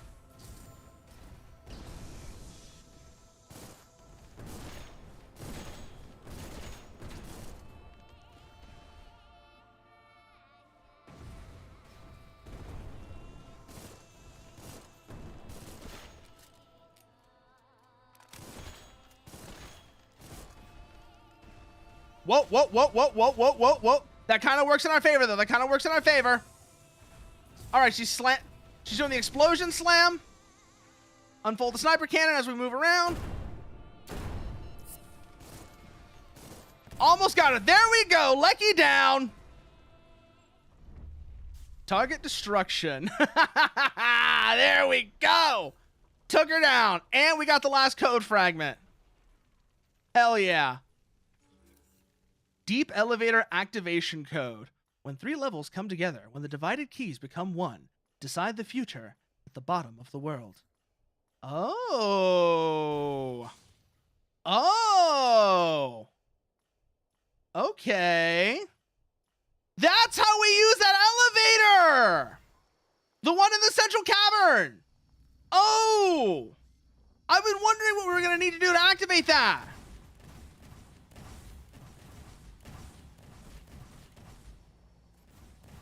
Well, now we have the thing to activate it. Just realized that's what this was for.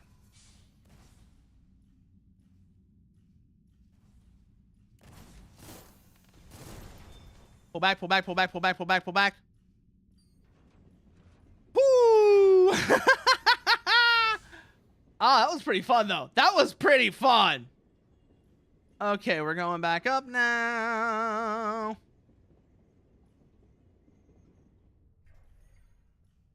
I feel like there's something we could do down here, though, is the thing. I feel like either here... No, because that was a lock. That was a blocked off door. So we can't use that. But I know what this key is for now. I know what this key is for now. That big elevator in the central cavern. That's what this is for. We can use that now once we get back to... We need to go back to the central cavern, and then we can use this on that elevator. At least I'm fairly certain that's what it's for. Now let's go up here. Let's see what is even up. What even is up here? 2 guards. I think this area was... This door was blocked off before. So this should be our way forwards, if I had to guess. Based off of that. But there won't be anything we can do here.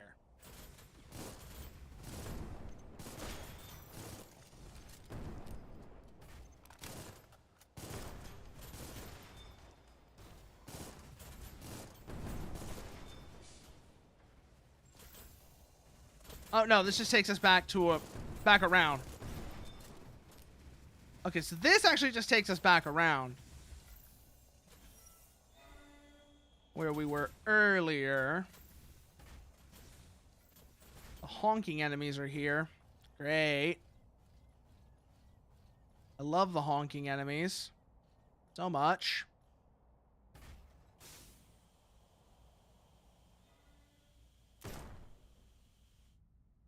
Can we reach the node tree from here?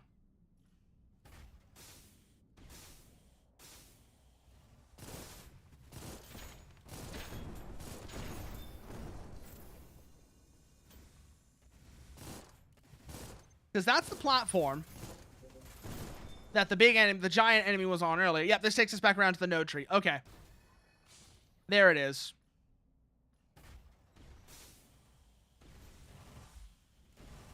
Okay, we're back at the node tree. Use that. Transfer to Decayed Brood Chamber first. I know where we need to actually go. We need to go down to the central cavern, but I want to have a look at my gear and decide if there's anything I want to level up while I'm here.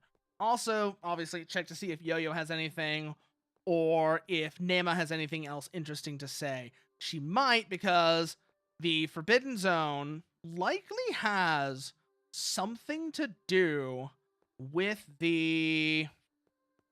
it called? One of the colonies. One of the colonies that was destroyed. Let's find out. Because Gipro Verde was mentioned. I need her right eye. Let's see. Talk to her about anything new here. Prime Church mentioned a farce, a fabrication, and they're the architects. It all started when they replaced their queen. They made a discovery, a useful one at that. Instead of destroying other nests, they could turn queens into puppets, spread their gospel, annex them. That's how Alcan and the Prime Church came to be. Let's see, anything else interesting here? Nests in the lower... Oh, here we go. Nests in the lower levels? There used to be many in the past. Nagara, for example. That was in the lower levels, I think. When was variants began to appear in hordes? Most, if not all, the colonies in the lower levels were swallowed up in the outbreak. Anything else? No, nothing else. Ad break on the Twitch side, so we're gonna switch over, get up, get stretched, and...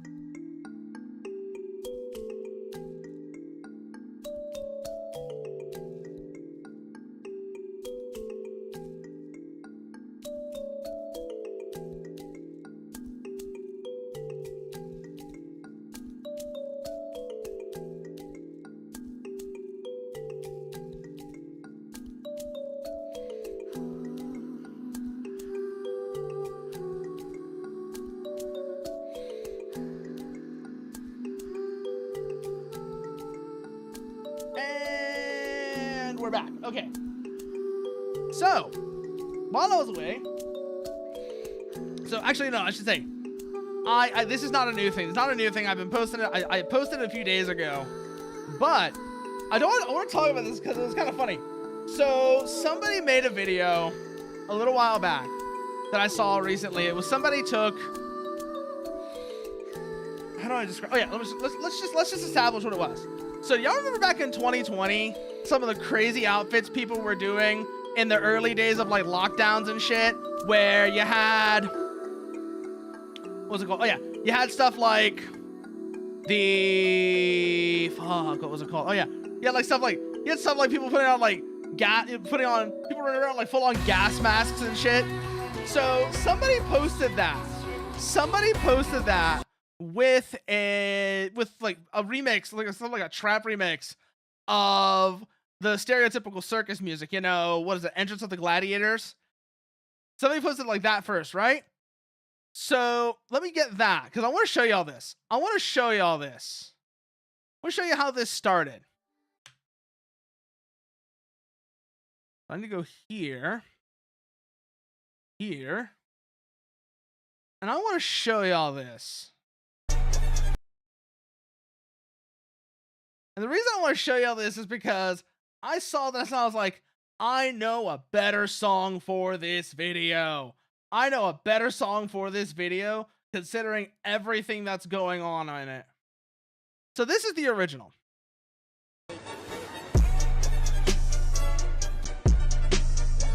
Like it sounds like a trap remix of the circus theme, right? You know,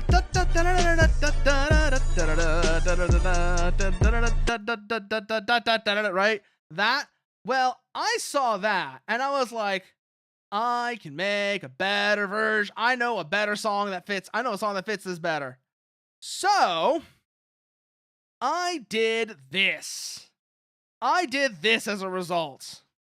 Let me find it. Where did I put this post at? So I posted it on both sides. I posted it on Twitter. Rare cross post, by the way, because like for the most part, I'm basically only using Twitter for announcements and announcements, replies, and retweets now. That's basically all I use Twitter for at this point, is announcements, replies, and retweets. But where did I put this fucking video at? Ah, there it is. So remember that video that I posted? Remember that you saw? So that video that you just saw with the circus remix, right? I took that. Did y'all actually? Y'all didn't actually see it though. Shit, did y'all?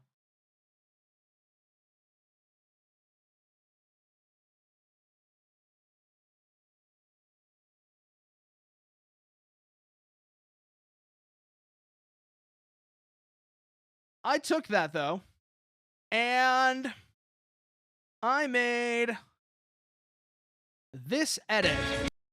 But all I changed was the audio. All I changed was the audio on this.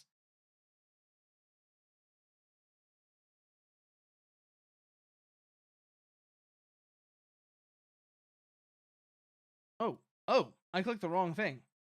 There we go. There it is. Then we go here, then I bring it over. And I did this with it, because I saw this, I was like, these are ghetto stalker setups. Mirad, nie vremia nam, a судьбе в другой мечтать не вернут былого вновь.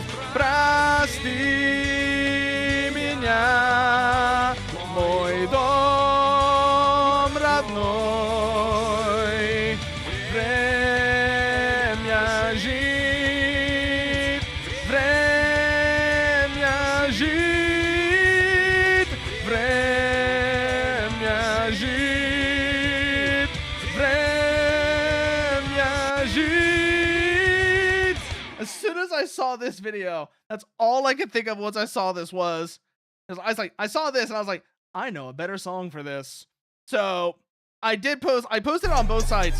So the thing is though, when I posted this on both sides, I was reminded of why I mostly post things on Blue Sky now. Because for some reason, Twitter massacred the audio. Like, it starts out sounding fine, and then it drops down to a much lower quality, where it just sounds super muffled and just kind of gross. And I don't know what the hell happened there, but it just sounded so bad. It sounded so goddamn bad. I don't know why. I legit don't know why it did. But it did, and it was like it was just ridiculous. Absolutely ridiculous. So I need her left eye. I got one eye from her, but I need the other one now. So if we go to the central cavern, she's saying that you can't do something with this key without her left eye. But I don't know where her left eye is going to be. Let's have a look around here, though, because I have a feeling I might know where we need to go. So let's check this elevator first. I think she was saying, I missed what she was saying about that I would need her permissions to to do something. I don't think I can use this elevator just yet. Because we go here, inventory, important resources, deep elevator, activation code, condensed data medium, activates the elevator to the depths. Actually, let's see if that's the case or not. Let's see if I can use this elevator or not. Because if I can use this elevator now, we're going to use this elevator now, because that's probably where we need to go to find her left eye.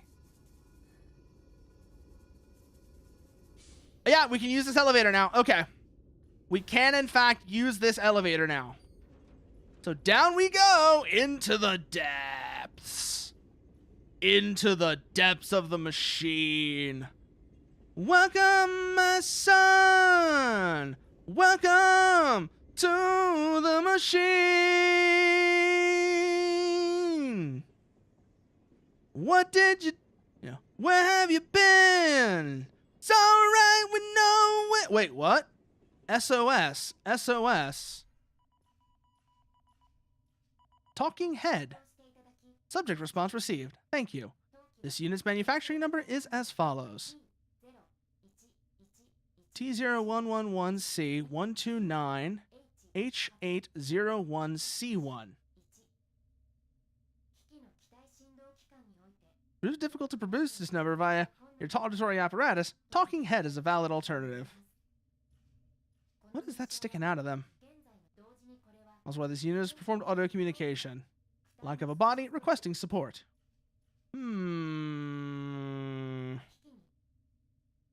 Help them. Appropriate for reconnection, accordance with CPTO Autonomous Weapon Specifications 4989DA. Built with these specifications, will be compatible with this unit. Wait! The various disembodied torsos we've seen around. They're related to this character. They're related to Talking Head, aren't they? An automaton head. Oh, wait. I know what's going on here now. So in the middle levels, I don't know if we saw it in other levels as well, but in the middle levels, there was basically disembodied torsos around.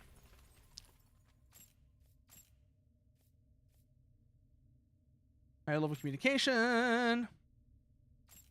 Let's see if we go to the Great Forest. If I find one of these bodies, will it work? Or at the very least, will we get some kind of interaction out of it?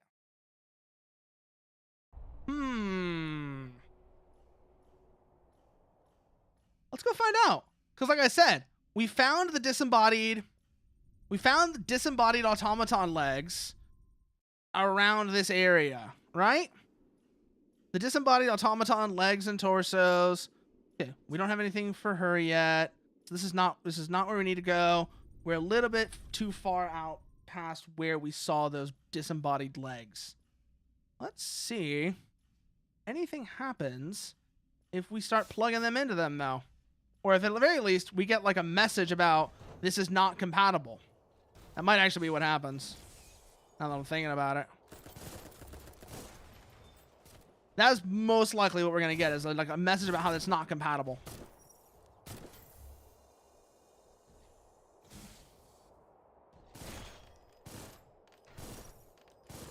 But let's see. So through here, we keep moving. And I know what we're looking for now. I know what they look like anyways. I don't know how long it's going to take for us to find one. But I know what I'm looking for now.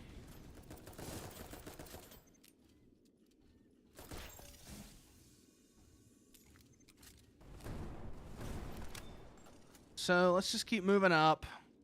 Currently set up for kinetics, which means this area is going to be a little awkward because these guys have high physical resistance.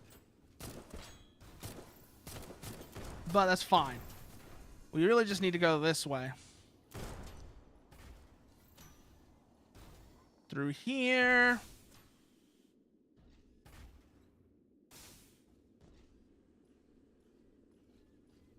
Ah, we missed it, actually. I just noticed we fucked up. We need to go back to the ramp and do that again because I wasn't supposed to go down that hole. I need to go past that hole, though, because that's where I need to be. Shit. Just go back up, go back up, go back up. It's fine. Okay, good. We managed to clear it that time, although kind of sloppily. Clearing, sloppy clear doesn't matter. It cleared, so we're still good to go. But I'm trying to remember where these were at.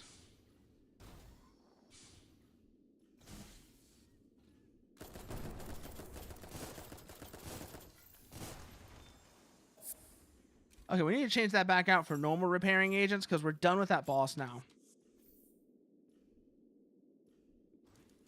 We don't want to use our high grades just exploring around. Honestly, it's fine if we die here. We're through this area for the most part.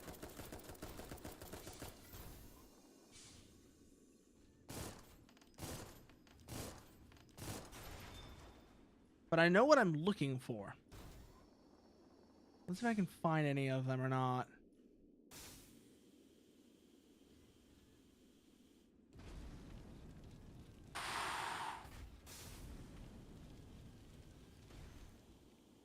Oh, we're through, we're through, we're through, we're through.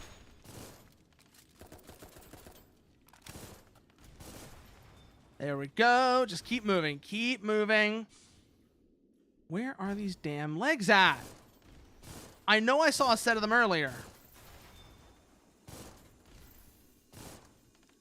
Disembodied automaton legs. And they were either here or in the lower levels, but I'm pretty sure they were here.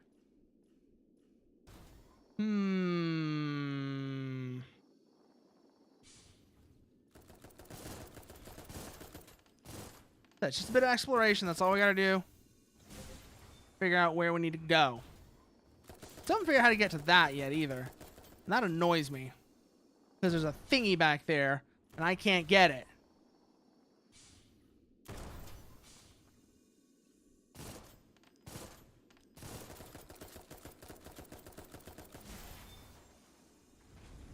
Oh, that's a live enemy. That's a live enemy.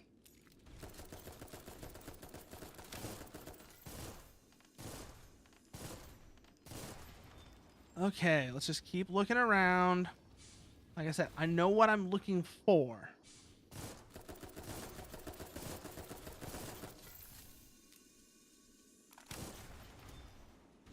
Keep going. No, not you either. Neither of you have what I'm looking for. I got a feeling it was around here where I saw it.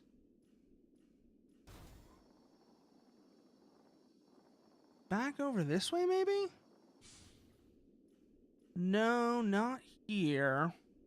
Where was it? Where was this damn set of disembodied legs that I saw?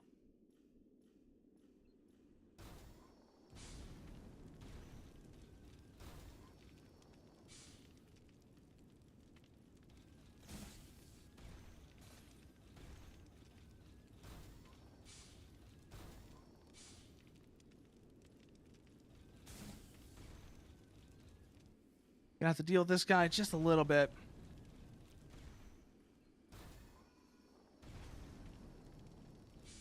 Oh, he's backed up against the wall. God damn it.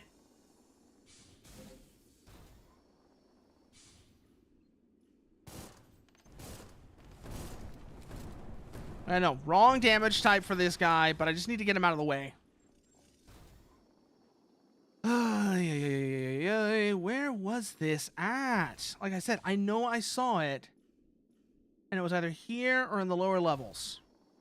I don't really want to go check the lower levels just yet. Because they're annoying. I am in the wrong section. I'm in the wrong section of this area. Okay. That's why I can't find it. I'm in the wrong part of this area where it would be at. So I need to correct that. Let's go back this way. Let's see what we find. Maybe we'll actually find our route this way. Da da da da da da da da da da da da da. Da da da da da da da da da da da da da da da.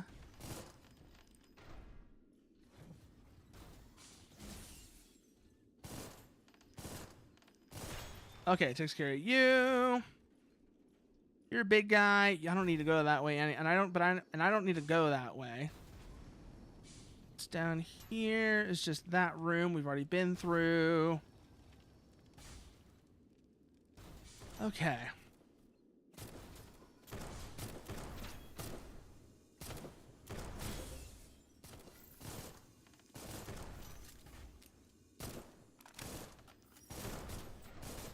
There we go. Takes care of you.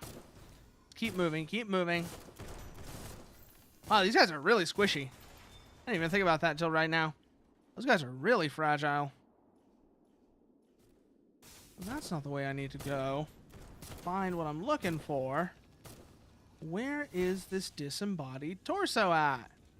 I know I saw one, and I'm pretty sure it was around here. But I can't remember where.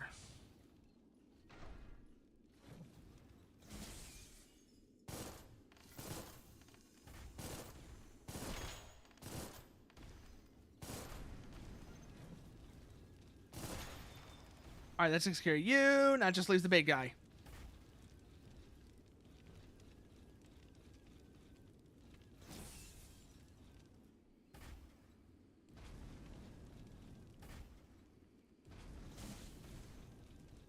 Back, back, back, back, back, back, back, back, back, back, back, back. Watch it, watch it. Okay, takes care of him now. So now we can look around more freely. Try and figure out where this damn yeah. I figured you could, Bacon King. That's why I was really disappointed that you can't dual wield the nail gun. Because that is still my favorite weapon in that game. That is my favorite weapon in that game still. The fucking nail gun is so much fun. It's not just the fact that it sticks enemies to walls either, although that's great. That is a great feature. It's not just that, but that is still, like I said, that is my favorite weapon in that game right now because it's so stupid. It is such a stupid weapon. I love it.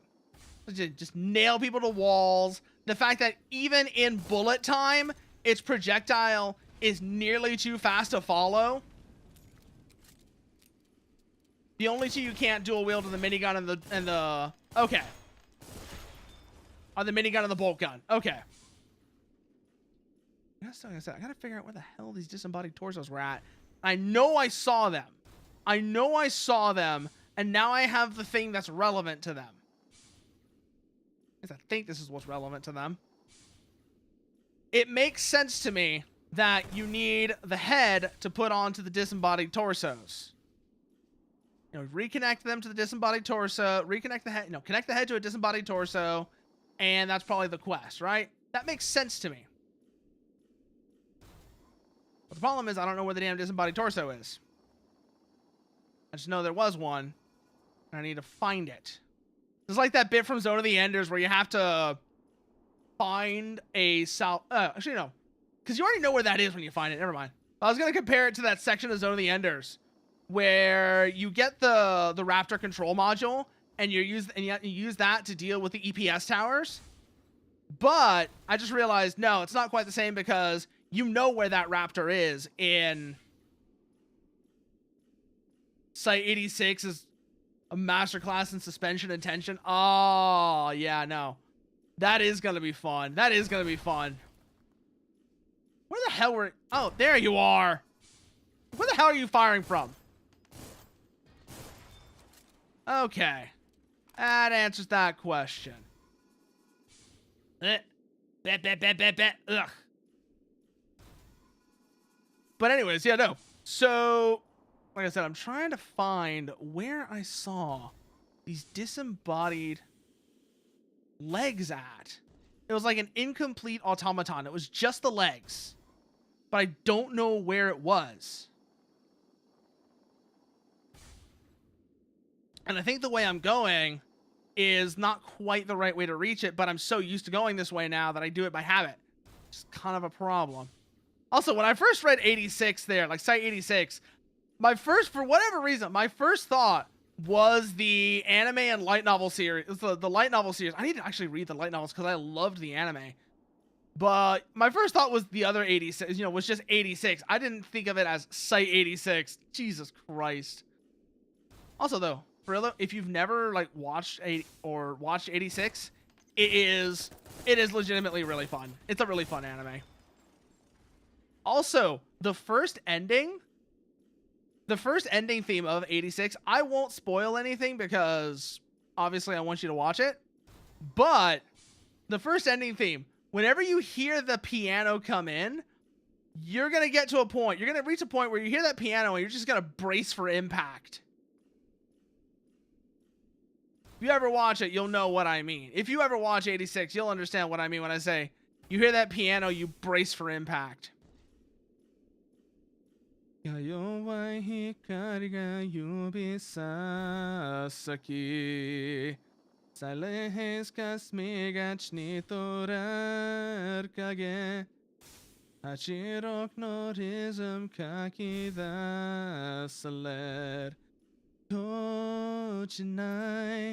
Innocent heart. Close my eyes and figure out the vacancy. You don't know what I wanted, or you made me blue.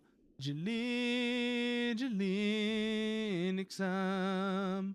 Honto no sekai de wareru ka. Don't you get there? It calls. Oh, you have seen it? Okay. Yeah, no.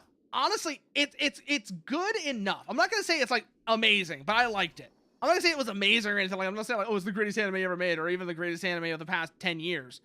But it was good enough that it made me want it. That it makes me want to read the books, and it was good enough that it makes me want to read the books. And that's really all it needed to be. It was a good 7 out of 10 anime. And honestly, yeah, no, seriously. I swear though, that first ending theme, though, the piano in that was just like I said, you would get to a point where you would just brace for impact, motherfucker. Here comes the piano. But yeah, I'm trying to figure out how do I get back over there? Because I've gotten back over there before, and that's where I need to go. Like this game. I say this is a really good 7 out of 10 game. I feel like people don't appreciate 7 out of 10, good 7 out of 10s enough. I know that sounds kind of a strange way of putting it, but it's true. It's like this whole idea that everything you watch, everything you consume needs to be like this a perfect masterpiece or whatever is a little ridiculous. Not to mention, just to use an analogy here, if you eat too many rich foods, you get sick. You get sick, and it's not good for you. It's kind of the same thing with media consumption. It's like except instead of getting an upset stomach, you just get like really distorted perceptions of things. If everything you watch, everything you read, everything, you know, every piece of media you get into, you demand that it be like a perfect 10 out of 10, you're going to really distort your perceptions of... You're really going to distort your perceptions in an unhealthy way. Not to mention, aside from distorted perceptions, you're just going to be in a drought. You're going to be in like long droughts where there's nothing. There's nothing for you. And you're going to get... Hey, there's the thing I was looking for. It doesn't appear to be moving. Connect the head. Analysis complete. Establish communication complete. Let's see what they say about this body. Probably not compatible. Proceeding to mobility test. Multiple malfunctions confirmed. Impediment mission unlikely. This unit has regained a body. Thank you, subject. I don't like Goblin Slayer, Bacon King. So there's a reason why I don't like Goblin Slayer. I'm just gonna say right now, there is a reason why I don't like Goblin Slayer. So you're talking about the characters like that. You're talking about the characters saying like it's told realistically and really good characters. I have a problem with Goblin Slayer's problem with Goblin Slayer. And I know that this is something that gets brought out in sort of the meta narrative of the story, of the setting, where it turns out something like the gods are playing dice with people and interfering directly. But the problem I have with Goblin Slayer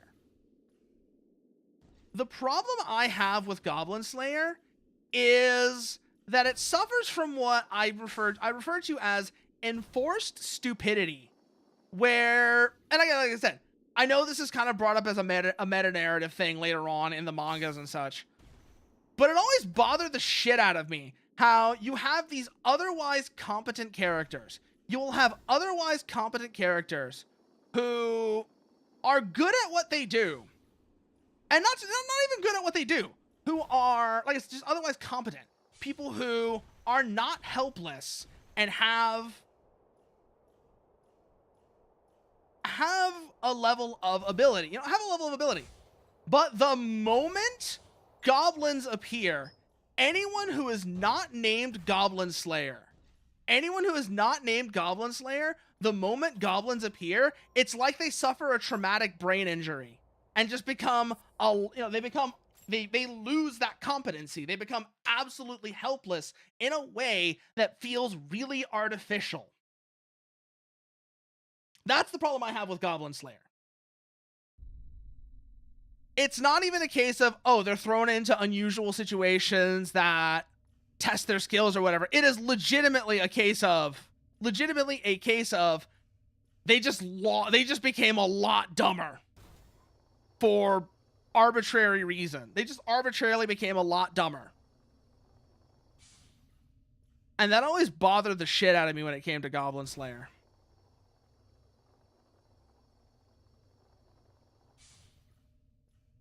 The hell are these things? Oh, I know what these are. They're shielded. What happens if I touch the shield? Ah, I can go into the shield.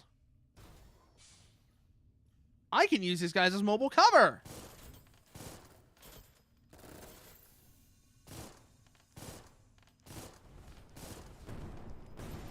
I don't know if they're gonna explode near me if I get too close. No, they don't. No, they do. Okay. They do explode if I get too close, so I still gotta watch them like that. But they are mobile cover, which is interesting. Actually, very interesting.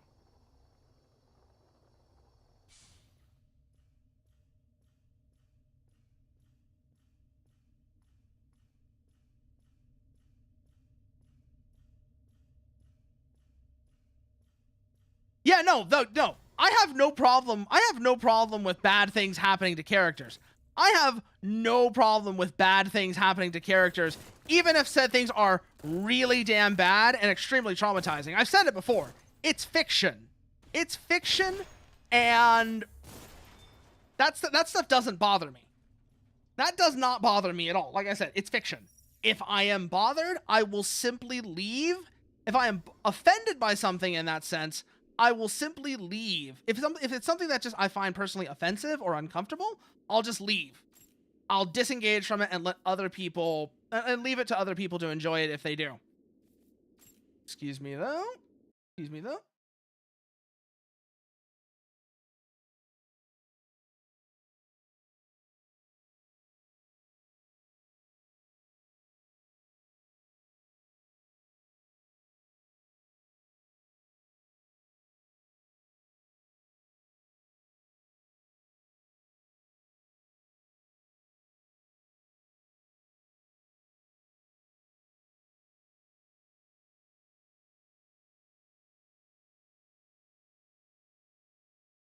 But if you'll excuse me, I will be right back.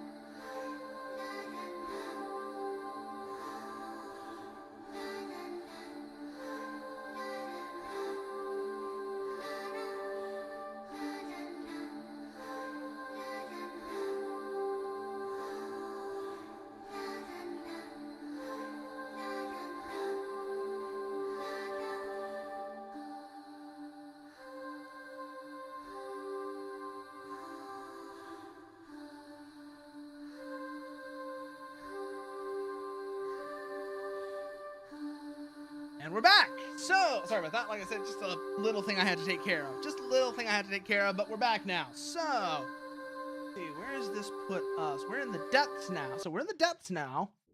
And I was going to swap something out. Oh. I already have it equipped. Okay.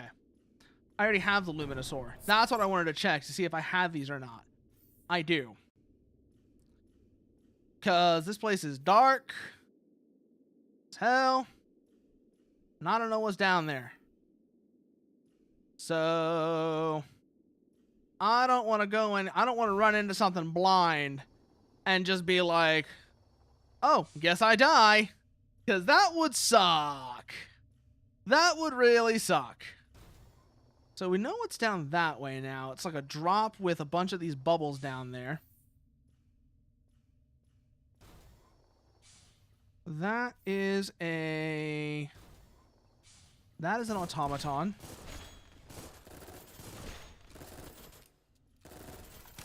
Okay, they don't inflict status, which is good. Just notice that. I'm gonna burn through so many of these. I can just tell from here. I'm gonna burn through so many of these. Oh. Okay, that's not a yellow glow, which means it's not an item.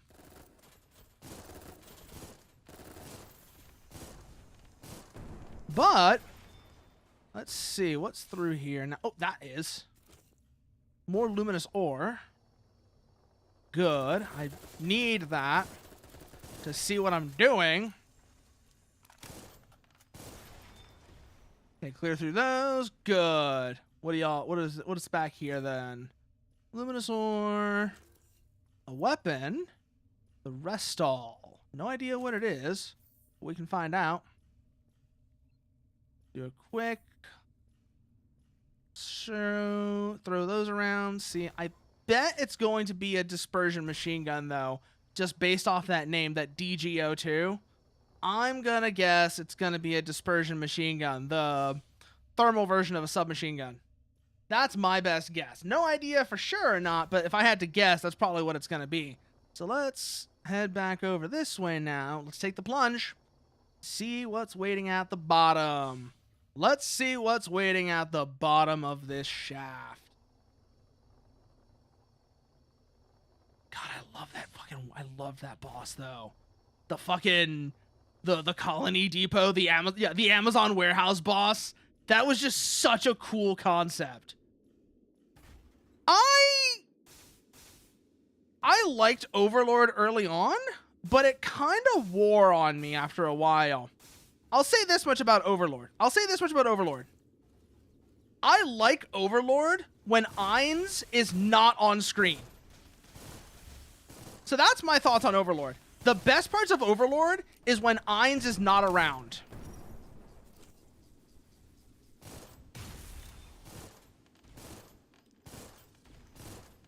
When it's the side characters and such. I'd even go so far as to say not just Ainz, but, you know, like Ainz, Albedo, and Shaltier, whenever none of them are around, those are the best parts of Overlord.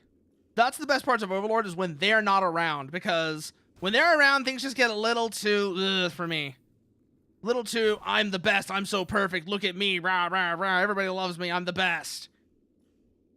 You know, the bad part, or what you call it, like the bad part of Isekai, you know, the bad parts of Isekai, to put it another way.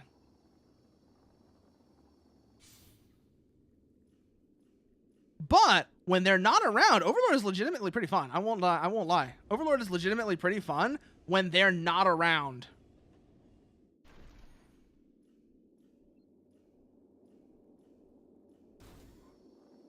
Sab. I'm trying to remember who Sab is.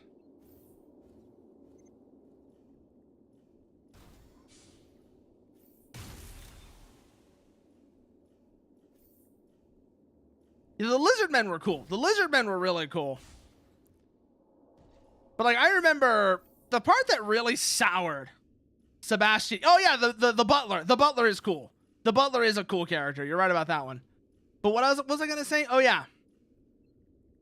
The moment that really soured Overlord for me and made me like lose interest in it was sort of like, I think it was meant to be like, it was like the end of the third season where they have the whole moment where Ainz summons the goats, the black goat monsters. I'm just like, at that point, I'm just like, ugh. Like, I'm done with it.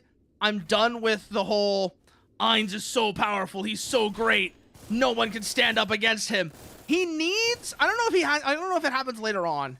He needs somebody to come and knock him down a few pegs.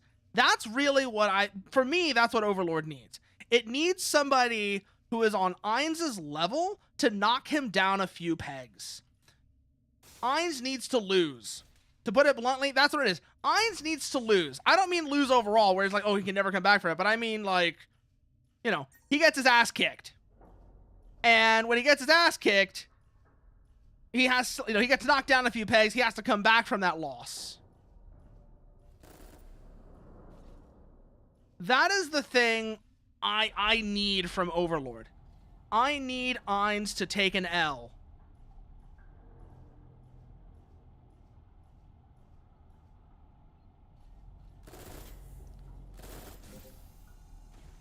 Because one of my favorite things in any story is seeing a protagonist get knocked down and having to build themselves back up again and learn from that loss. That is one of my favorite things in any story, is seeing a protagonist take an L, take an L and they have to learn from that L. They have to learn from that loss so they can come back and actually succeed afterwards.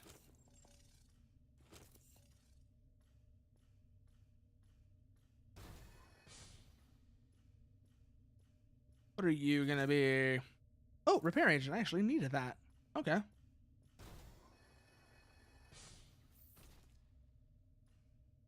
And so, like I said, that's what kind of soured me on Overlord, was you never had that moment where Ainz took a direct loss. You know. And like I said, that's just something I really needed that's something I really like to see. I like to see a protagonist take a loss and come back from that, loss stronger. Where, like I said, they have to learn a lesson of some sort, or they have to learn a lesson, they have to engage in some kind of personal growth, and after they do, they come back stronger. That is one of my favorite things to see in any sort of story. It's why I like, for example, the part in Tokyo Ghoul when Kaneki gets captured by Jason. Now, the part in Tokyo Ghoul where Kaneki gets captured by because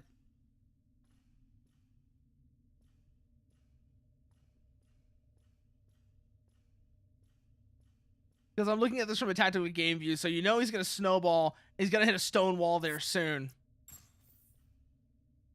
I was just hoping that that wall he hits shows up.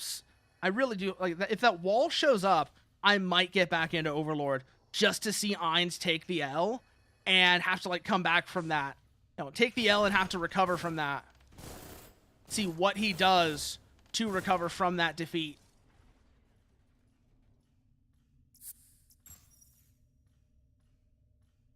Let's see what we got up here. I just remembered I have the sniper cannon installed. I should use it. It's not just a weapon. It's actually a really good scouting tool, too, for no other reason than because it's magnified.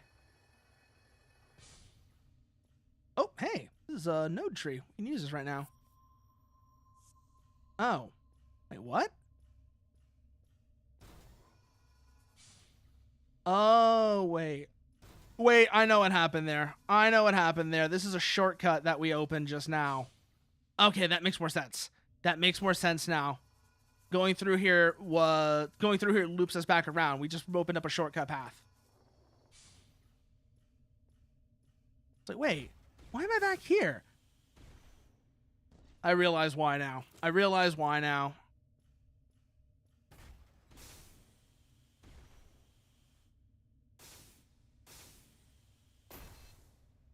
Oh shit, we overheated the thrusters.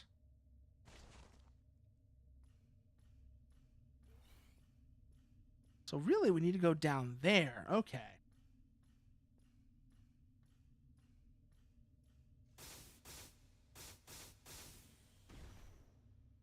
what's this? A shiny. Oh, it's a pearl. I know we need to give those to someone. Don't remember who. We haven't met them yet, which is part of why. I don't remember who because we haven't met them. But I know those are for someone. What do we got here? More bionic parts. Not the ones I really want, though.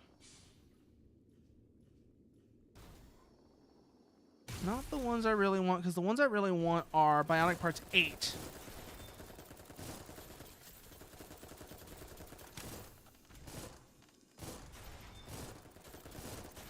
There we go. Take care of both of you. Grab that luminous ore.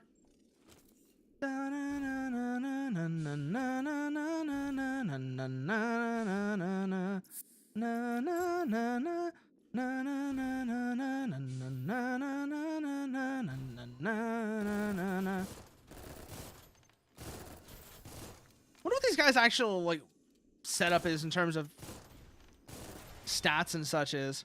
They're not very tough. But they can do a lot of damage, I noticed. That might just be because of where we are. And again, I might actually be a little over geared. I don't think so, though. Doesn't make sense to me that I would be. Let's see, nothing there. What do you got? What's this? Bionic parts 4. Still the wrong bionic parts from what I'm looking for. Oh, is this gonna be another kit that I haven't opened yet? Yes, yes, it is. So that opens the shortcut further, which means once we get everything here fully open, we'll be able to just drop straight down. That'll actually be kind of cool.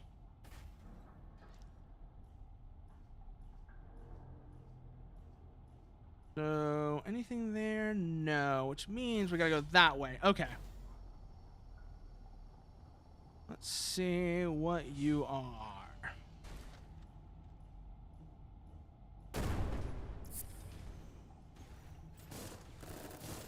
Ooh, you did not like that shot. I'll tell you that much. I saw the smoke pouring off the side of you there. Ooh, more luminous ore. So we can light our path. Okay, that's another room with the bubbles.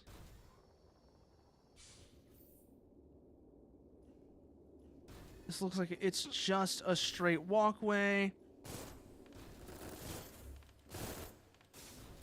Shit, shit, shit, shit, shit! Knocked off the side. Okay. Yeah, no, you picked a fight in Sea of Thieves. Did you win? You gotta pick a fight. I gotta ask. Did you win? Because don't pick fights you can't win.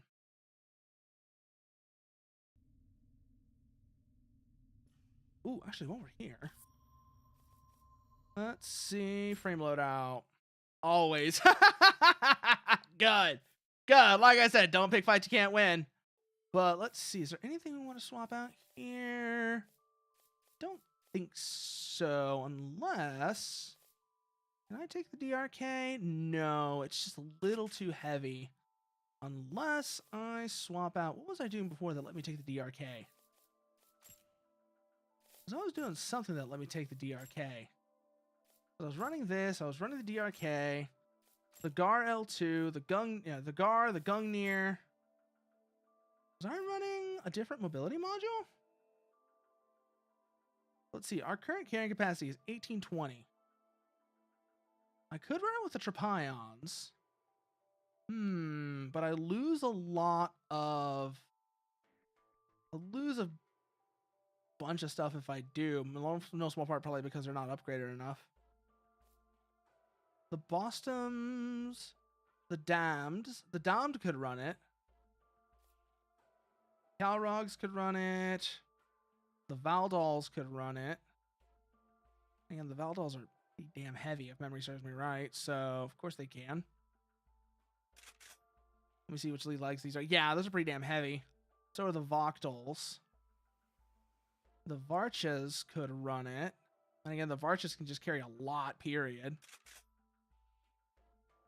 We don't have to worry so much about corrosion anymore, so that might not be a bad idea anyways. Actually, no. I think I know what I was running now. I think I know what I might have been running. Let me see if I can figure it out. It was none of these.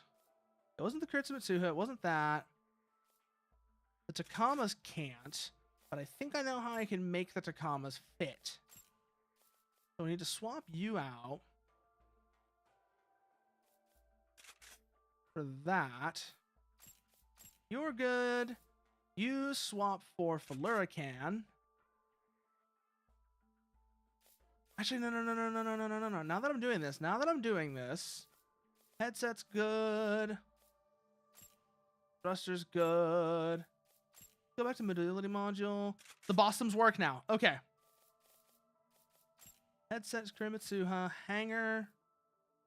We might actually go back to the Boston hanger. Doing this. I forgot how heavy this utility module is. Anyways, the Flurican is the best utility module to use when you're exploring, just because it increases your endurance.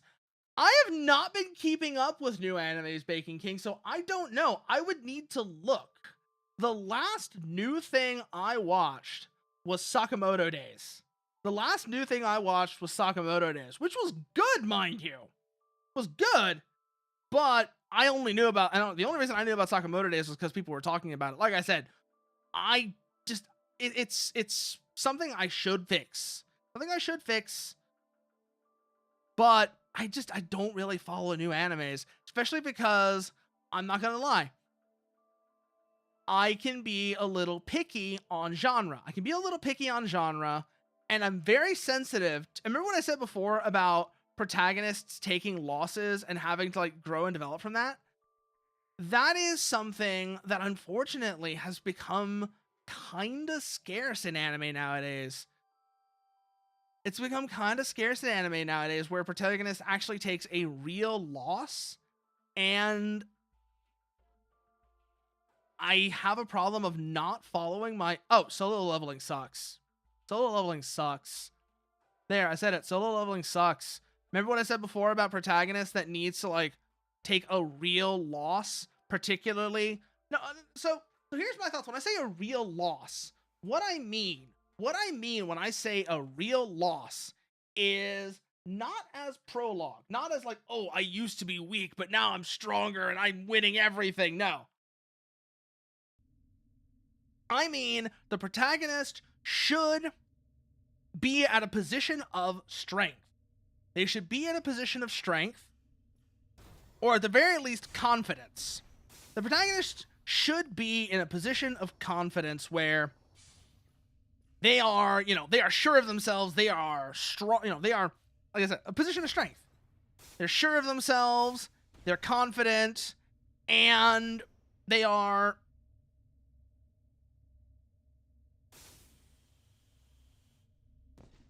they are not helpless. They are not powerless. But either through their own arrogance, or by meeting a threat that is so overwhelmingly powerful. So either as a consequence of their own arrogance, or by meeting a threat that is so overwhelming that they can't stand up against it, they are defeated. They're defeated. Not permanently. I'm not saying, oh, I want the protagonist to lose at the end. No, this is different. What I'm saying is, if they suffer a defeat, they have to retreat, and they have to grow. They have to learn. It's what led to, for example, in classic shonen anime like Dragon Ball and such. That's where the training arc comes from. The training arc comes from, oh shit, Frieza Cell kicked our ass. We need to get stronger before we can fight Cell, and you have the training arc. That is something I feel like has been lost, particularly in shonen anime, is the training arc. The training arc is one of the most important parts of shonen anime because it's part of showing the protagonist's growth and development. And so losing that is really sad. But ad break is coming up. Take this chance to stretch, get a drink, whatever y'all need to do. This one's going to be a bit of a longer break. I will see y'all in 20.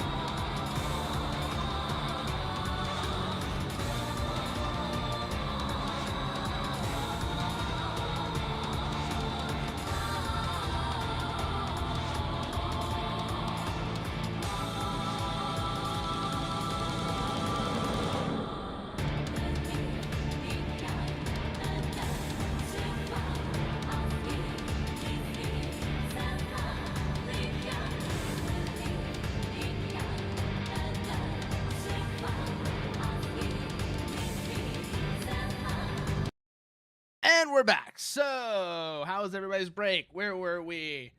We're in the depths is where we are, is we're in the depths. That's where we are. We're in the depths. Let's see what's waiting for us down below, shall we? Got our loadout set up. Hey there, Dr. Enemy. How you doing? So, which way do I need to go? I need to go this way. That's right. I need to go this way because that's where this leads to. Let's see. Yeah, that's what we need to do. We need to go across this bridge, but be mindful. There's an enemy at the other end that we have to deal with, or we might fall off.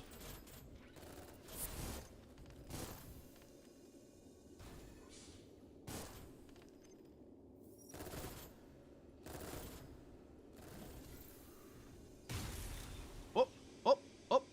Watch it, watch it, watch it, watch it, watch it, watch it, watch it, watch it. Back, back, back, back, back, back, back, back, back, back, back, back. Let the sword charge. Ah, shit. But also, yeah, no. I don't know any of the characters. I don't know really many of the characters in solo leveling Viking King, but I know, like I said, from a perspective of narrative structure and character dynamics, from the type of characters, I should say, not from like any particular characters, but from the type of characters you're dealing with, I know that solo leveling is not good. I know that solo leveling is not good. Because, like I said, there's something I really like, and I feel like is deeply underappreciated in not just in anime, but in stories in general, that I feel like is deeply lacking in modern, particularly as I said, modern shonen anime. Yeah, Baking King. I was just talking about what we were saying before. I was saying before about why solo leveling sucks. And not just solo leveling. Not just solo leveling, mind you. But why isekai in general, I don't like. I don't like isekai in general. There are a few notable exceptions. But for the most part, isekai has this problem. Isekai has the problem of the protagonist who's just way too good, way too good, never suffer, like I said, and never has that loss. They never take the L, right? Kind of what I was saying before. Ah, fuck. We never see the protagonist take the L, right? That's all I was talking about. I was just continuing the previous conversation before I went on break. That's all that was. Just a continuation of that conversation from before I went on a break about how I really like when that happens in stories. I really like when the protagonist, takes a loss that they have to come back from, and they have to develop from in order to come back stronger. And like I was saying, that's like the origin of the classic shonen anime trope of the training arcs. That's where that comes from. That comes from that exact place where I was saying, like, for example, in Dragon Ball. No, I have not seen To Your Eternity.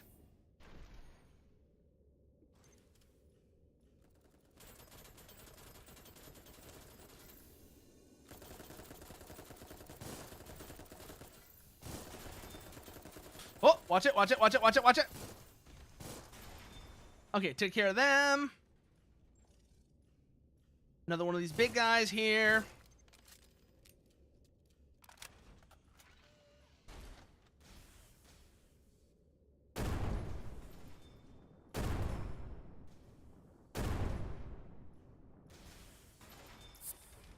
It does that, but in a way that doesn't make you want to gouge your eyes out.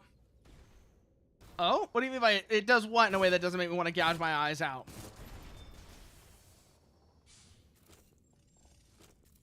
You mean like it actually has a protagonist take an L? Is that what you're saying?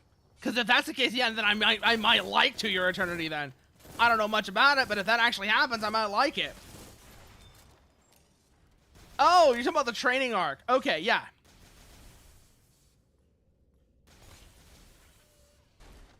and it makes you cry on the lead up. Oh, that sounds very promising. Because you say that, and it just makes me think of...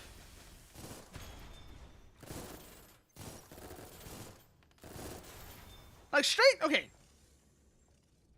I get the... okay, here's the thing. I get the idea of the actual, like, act of the training arc. You know, like you said, like, just straight training is kind of boring.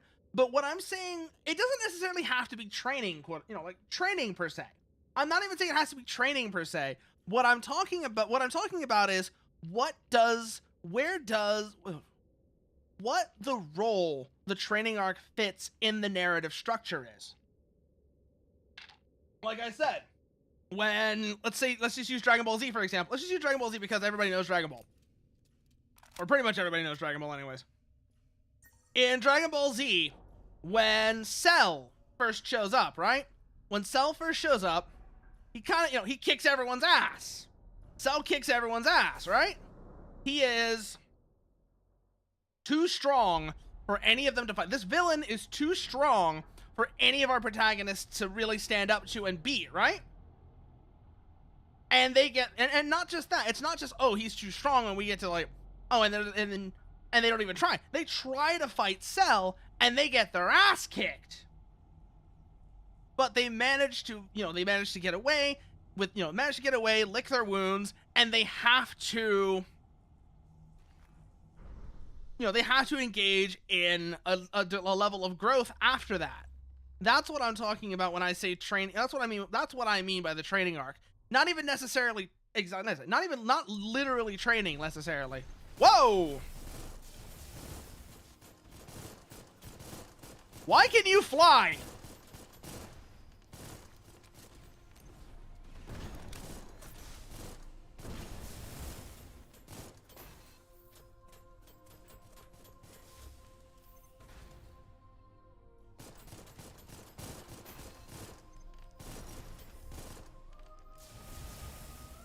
Okay, hold here for a minute. Let our energy recharge.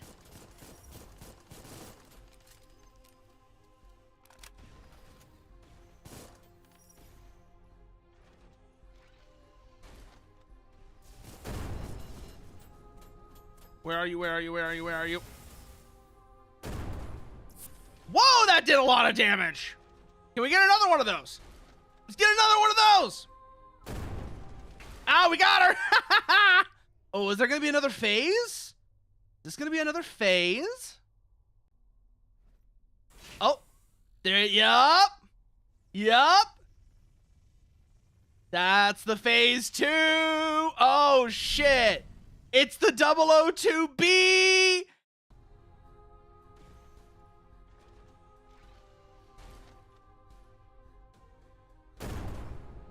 It's the mutant core ACs. Move. Run the disassembly device.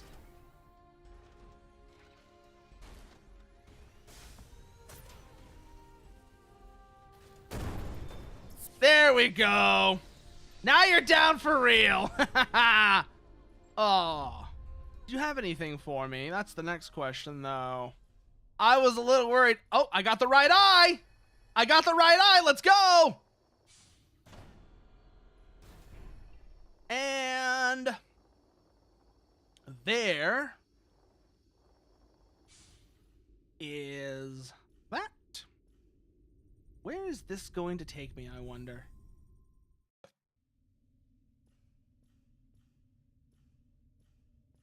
I don't know. Supplies. Let's go find out where this is going to take us. Let's go find out where that node sprout, where that sort of like miniature node tree is going to take us.